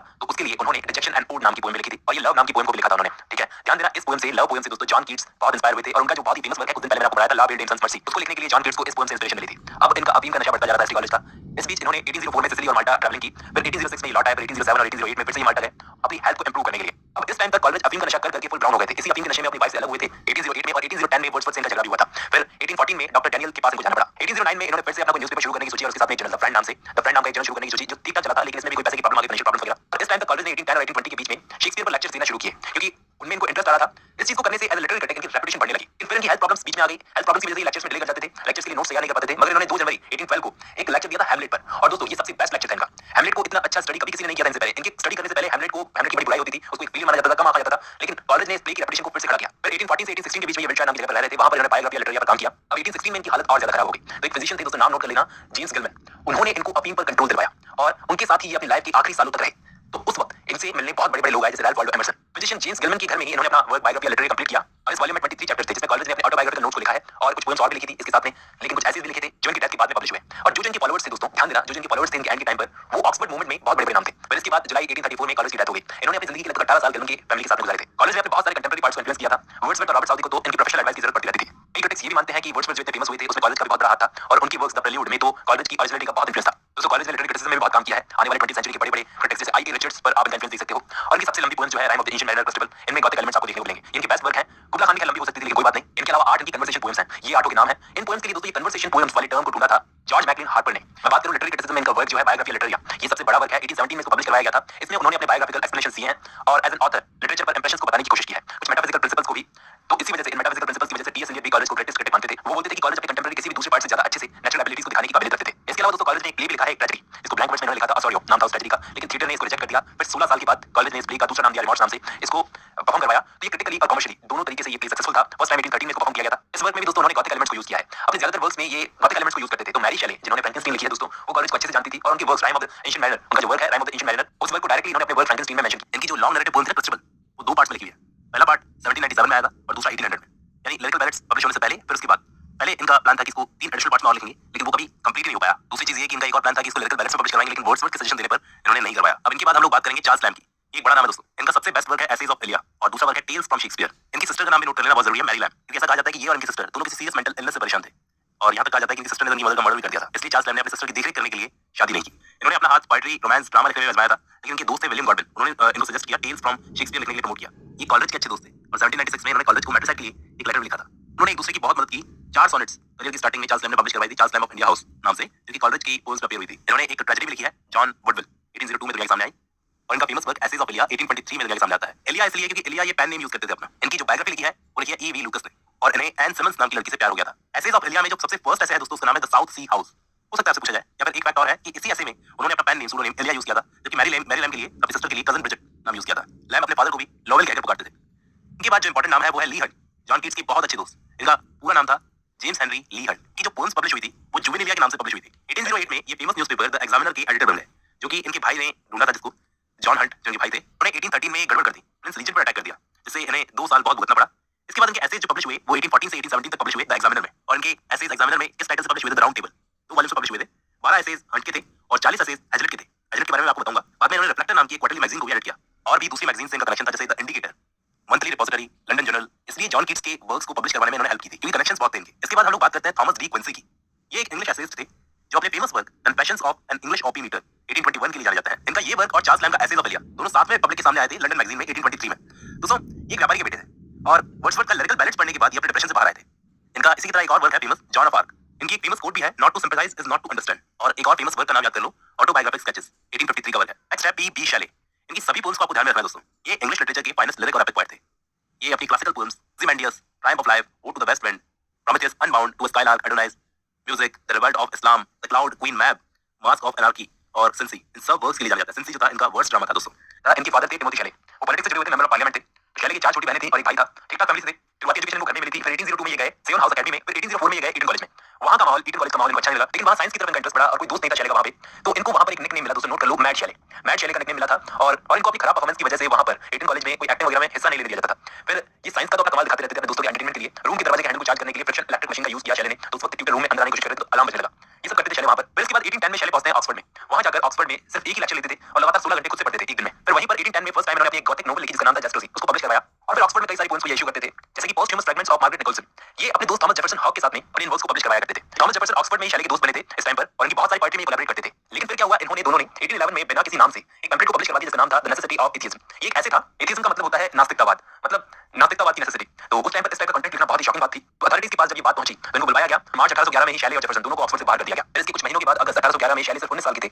तो उस वक्त ये 16 साल की एक हैरियट नाम की लड़की के साथ में स्कॉटलैंड भाग गए। ये लड़की शैले की सिस्टर्स के साथ में उनकी बोर्डिंग स्कूल में पढ़ती थी। इससे शैले के फादर बहुत नाराज हो गए, वो शैले का फीस भी नहीं देखना चाहते थे। शैले ने हैरियट से शादी इसलिए की थी क्योंकि वो शैले को मरने की धमकी दे रही थी। तो ये लड़की की पूरी फैमिली जो थी, वेस्टब्रुक फैमिली, वो फैमिली दिखा तो ऐसा रही थी कि हम लोग की शादी के बहुत खिलाफ है, लेकिन असलियत में वो सपोर्ट कर रहे थे। मतलब शैले कुछ ऐसा करे, सीक्रेटली वो ऐसे चाहते थे। और शैले के फादर इस बात से बहुत गुस्सा थे कि शैले ने हमसे नीचे फैमिली में इस तरह से कैसे शादी कर ली। अब शैले के पास पैसे वैसे का सपोर्ट बंद हो गया था अपने फादर से। तो इस हैरियट की एक सिस्टर थी एलिसा, वो इससे एज में बड़ी थी, वो उसको भड़काती रहती थी ये सब करने के लिए। वो शैले और हैरियट के साथ में रह रही थी और शैले उसको बिल्कुल पसंद नहीं करता था एलिसा को। इस वक्त शैले के एक 28 साल की अनमैरिड स्कूल टीचर एलिजाबेथ हचिनर के साथ में रिलेशनशिप थे, जिसके लिए शैले बोलते थे सिस्टर ऑफ माय सोल या फिर माय सेकंड सेल्फ। ये दो लाइनें बोली है एलिजाबेथ के लिए शैले ने। और उसी वक्त शैले ने अपने वर्क क्वीन मैप को लिखा था। दोस्तों बहुत ही जरूरी वर्क है, इसको नोट कर लेना। ये एक फिलोसॉफिकल पोएम है जिसको 1813 में पब्लिश करवाया गया था और ये शैले का पहला लार्ज पोएटिक वर्क था जो कि यूरोपियन एलेगरी है। इसके बाद शैले जाते हैं लेक डिस्ट्रिक्ट, जहां इनकी मुलाकात होती है रॉबर्ट साउदी से। रॉबर्ट साउदी को खुद भी वेस्टमिंस्टर स्कूल से निकाला गया था, तो मिलते जुलते थे ये दोनों पार्ट। साउदी ने शैले को बताया विलियम गॉर्डन के बारे में, जब मैं तुम्हारी एज का था तो मुझ पर बहुत इंफ्लुएंस था विलियम गॉर्डन का, जो कि अभी भी जिंदा है। शैले के टाइम की बात है ये। तो शैले ने गॉर्डन को लिखा कि मैं बड़े पैसे वाली फैमिली से हूं वगैरह वगैरह। तो गॉर्डन को शैले में अपने फाइनेंशियल प्रॉब्लम्स का सॉल्यूशन दिखा। तो इस वक्त शैले अपनी मैरिड लाइफ से बड़े अनहैप्पी थे, हैरियट से और उससे भी ज्यादा उसकी बहन एलिजा से। तो इस वक्त शैले ने हैरियट पर इल्जाम लगाया कि तुमने मुझसे मेरे पैसों के लिए शादी की है। ज्यादातर टाइम शैले इसके बाद घर से बाहर गुजारने लगे। इटालियन लैंग्वेज पढ़ते थे, विलियम गॉर्डन के घर जाते थे। तो एलिजा और हैरियट ये दोनों जने अपने पेरेंट्स के घर पे वापस चले गए। अब शैले जा रहे थे विलियम गॉर्डन के घर पे। तो विलियम गॉर्डन की 3 एजुकेटेड बेटियां थी, मतलब 3 समझदार बेटियां थी, जिसमें 2 अडॉप्टेड थी और एक थी मैरी, जो कि उनकी फर्स्ट वाइफ मैरी वॉलस्टनक्राफ्ट से थी। दोस्तों मैरी वॉलस्टनक्राफ्ट ने एक वर्क लिखा था, फेमिनिस्ट फिलॉसफी में एक वर्क लिखा था, सबसे फर्स्ट वर्क माना जाता है जिसका नाम है vindication of rights of women. इसको नोट कर लेना। ये विलियम गॉर्डन की फर्स्ट वाइफ थी, जिनसे इनको एक बेटी थी और उस बेटी को जन्म देते हुए इसकी डेथ हो गई। इस लड़की का नाम था मैरी। इस लड़की का नाम भी मैरी रखा गया और बाद में ये मैरी शैले बनी। शैले को मैरी बहुत ही ब्रिलियंट लगती थी। तो शैले इस फैमिली में जब आए थे तब ये स्कॉटलैंड में पढ़ रही थी। जब लौटकर आई तो शैले मैरी से प्यार करने लगे। शैले मैरी को धमकी देने लगे कि मैं सुसाइड कर लूंगा। फिर 1814 में शैले ने अपनी वाइफ हैरियट को छोड़ा, जो कि प्रेग्नेंट थी उस वक्त, और मैरी के साथ ये स्विट्जरलैंड भाग गए। इनके साथ में मैरी की सिस्टर थी, तो ये दोनों बहनें शैले के साथ में स्विट्जरलैंड चली गई और इनकी बड़ी बहन पैनी, जो कि शैले को पसंद करती थी, वो भी पसंद करती थी शैले को, वो घर में थी। अब ट्रैवलिंग करते करते इन्होंने रूसो को भी पढ़ा, शेक्सपियर को भी पढ़ा, खूब ट्रैवल किया और फिर जब थक गए तो वापस लौटकर इंग्लैंड आ गए। विलियम गॉर्डन पर बहुत गुस्सा थे। इस वक्त शैले ने अपनी पहली मेजर अचीवमेंट जो अपना वर्क एक पोएम लिखी थी, अलिस्टर द स्पिरिट ऑफ सॉलिट्यूड नाम का वर्क लिखा था इस वक्त। और इस वक्त ही शैले विलियम वर्ड्सवर्थ की पोएट्री की तरफ अट्रैक्ट होने लगे थे। फिर 1816 में शैले और मैरी इन दोनों ने फिर से स्विट्जरलैंड जाने की सोची। पहली बार ये अपनी सिस्टर क्लियर के साथ में गए थे। इनकी सिस्टर क्लियर इनके साथ में गई थी, तो क्लियर ने ही इनसे लॉर्ड बायरन से इंट्रोड्यूस करवाया। अब लॉर्ड बायरन के पास ही में ये लोग रहते थे, लेक जिनेवा के पास में, रोज इनमें बातें होती थी। तो इससे लॉर्ड बायरन और शैले में दोस्ती बढ़ती गई। तो इससे क्या है, शैले की पोएट्री पर बहुत असर आने लगा बायरन का, और बायरन को भी शैले ने एनकरेज किया कि वो कोई एपिक पोएम लिखना शुरू करे। और उसी का रिजल्ट था दोस्तों डॉन वन। फिर इसके बाद ये जब इंग्लैंड लौटकर आए तो शैले की वाइफ जो थी, फर्स्ट वाइफ थी हैरियट, उसकी डेथ हो गई थी डूबने की वजह से। इसके बाद दोस्तों शैले की मुलाकात होती है ली हंट से और उन्हीं के साथ जॉन कीट्स से। तो इस वक्त तक अपनी वाइफ की डेथ के बाद में शैले ने मैरी से शादी कर ली थी। इसके बाद 1818 में ये इटली गए। इटली में बहुत सारी सिटीज में ये घूमे और उस वक्त इन्होंने अपना वर्स्ट ड्रामा पूरा कंप्लीट कर लिया था रोम में, जिसका नाम था प्रोमेथियस अनबाउंड। और इसके अलावा एक ट्रेजेडी द सेंसी नाम की, इसको बाद में परफॉर्म किया गया था दोस्तों। अब 1820 में शैले को पता चलता है अपने किसी फ्रेंड से, अपने किसी दोस्त से कि जॉन कीट्स की तबीयत खराब है। तो शैले ने कीट्स को इनवाइट किया कि मेरे पास में पीसा नाम की जगह थी, वहां पर आ जाओ। तो कीट्स ने कहा कि बहुत अच्छी बात है दोस्त, लेकिन मुझे अभी रूम जाना पड़ेगा मेरे दोस्त जोसेफ के साथ में। दोस्तों मैंने आपको जॉन कीट्स की बायोग्राफी में बताया था कि ये वो टाइम था जब कीट्स को डॉक्टर्स ने बोला था कि आपके लंग्स आने वाली सर्दियां बर्दाश्त नहीं कर पाएंगे, तो आप इटली चले जाओ। तो उस वक्त ये इटली जा रहे थे। उस वक्त शैले ने इनवाइट किया था इनको अपने पास आने के लिए पीसा में। तो वहां जाकर कीट्स की डेथ हो गई। फिर 1821 में शैले को जब खबर मिलती है कीट्स की डेथ की, उस टाइम पे बहुत टाइम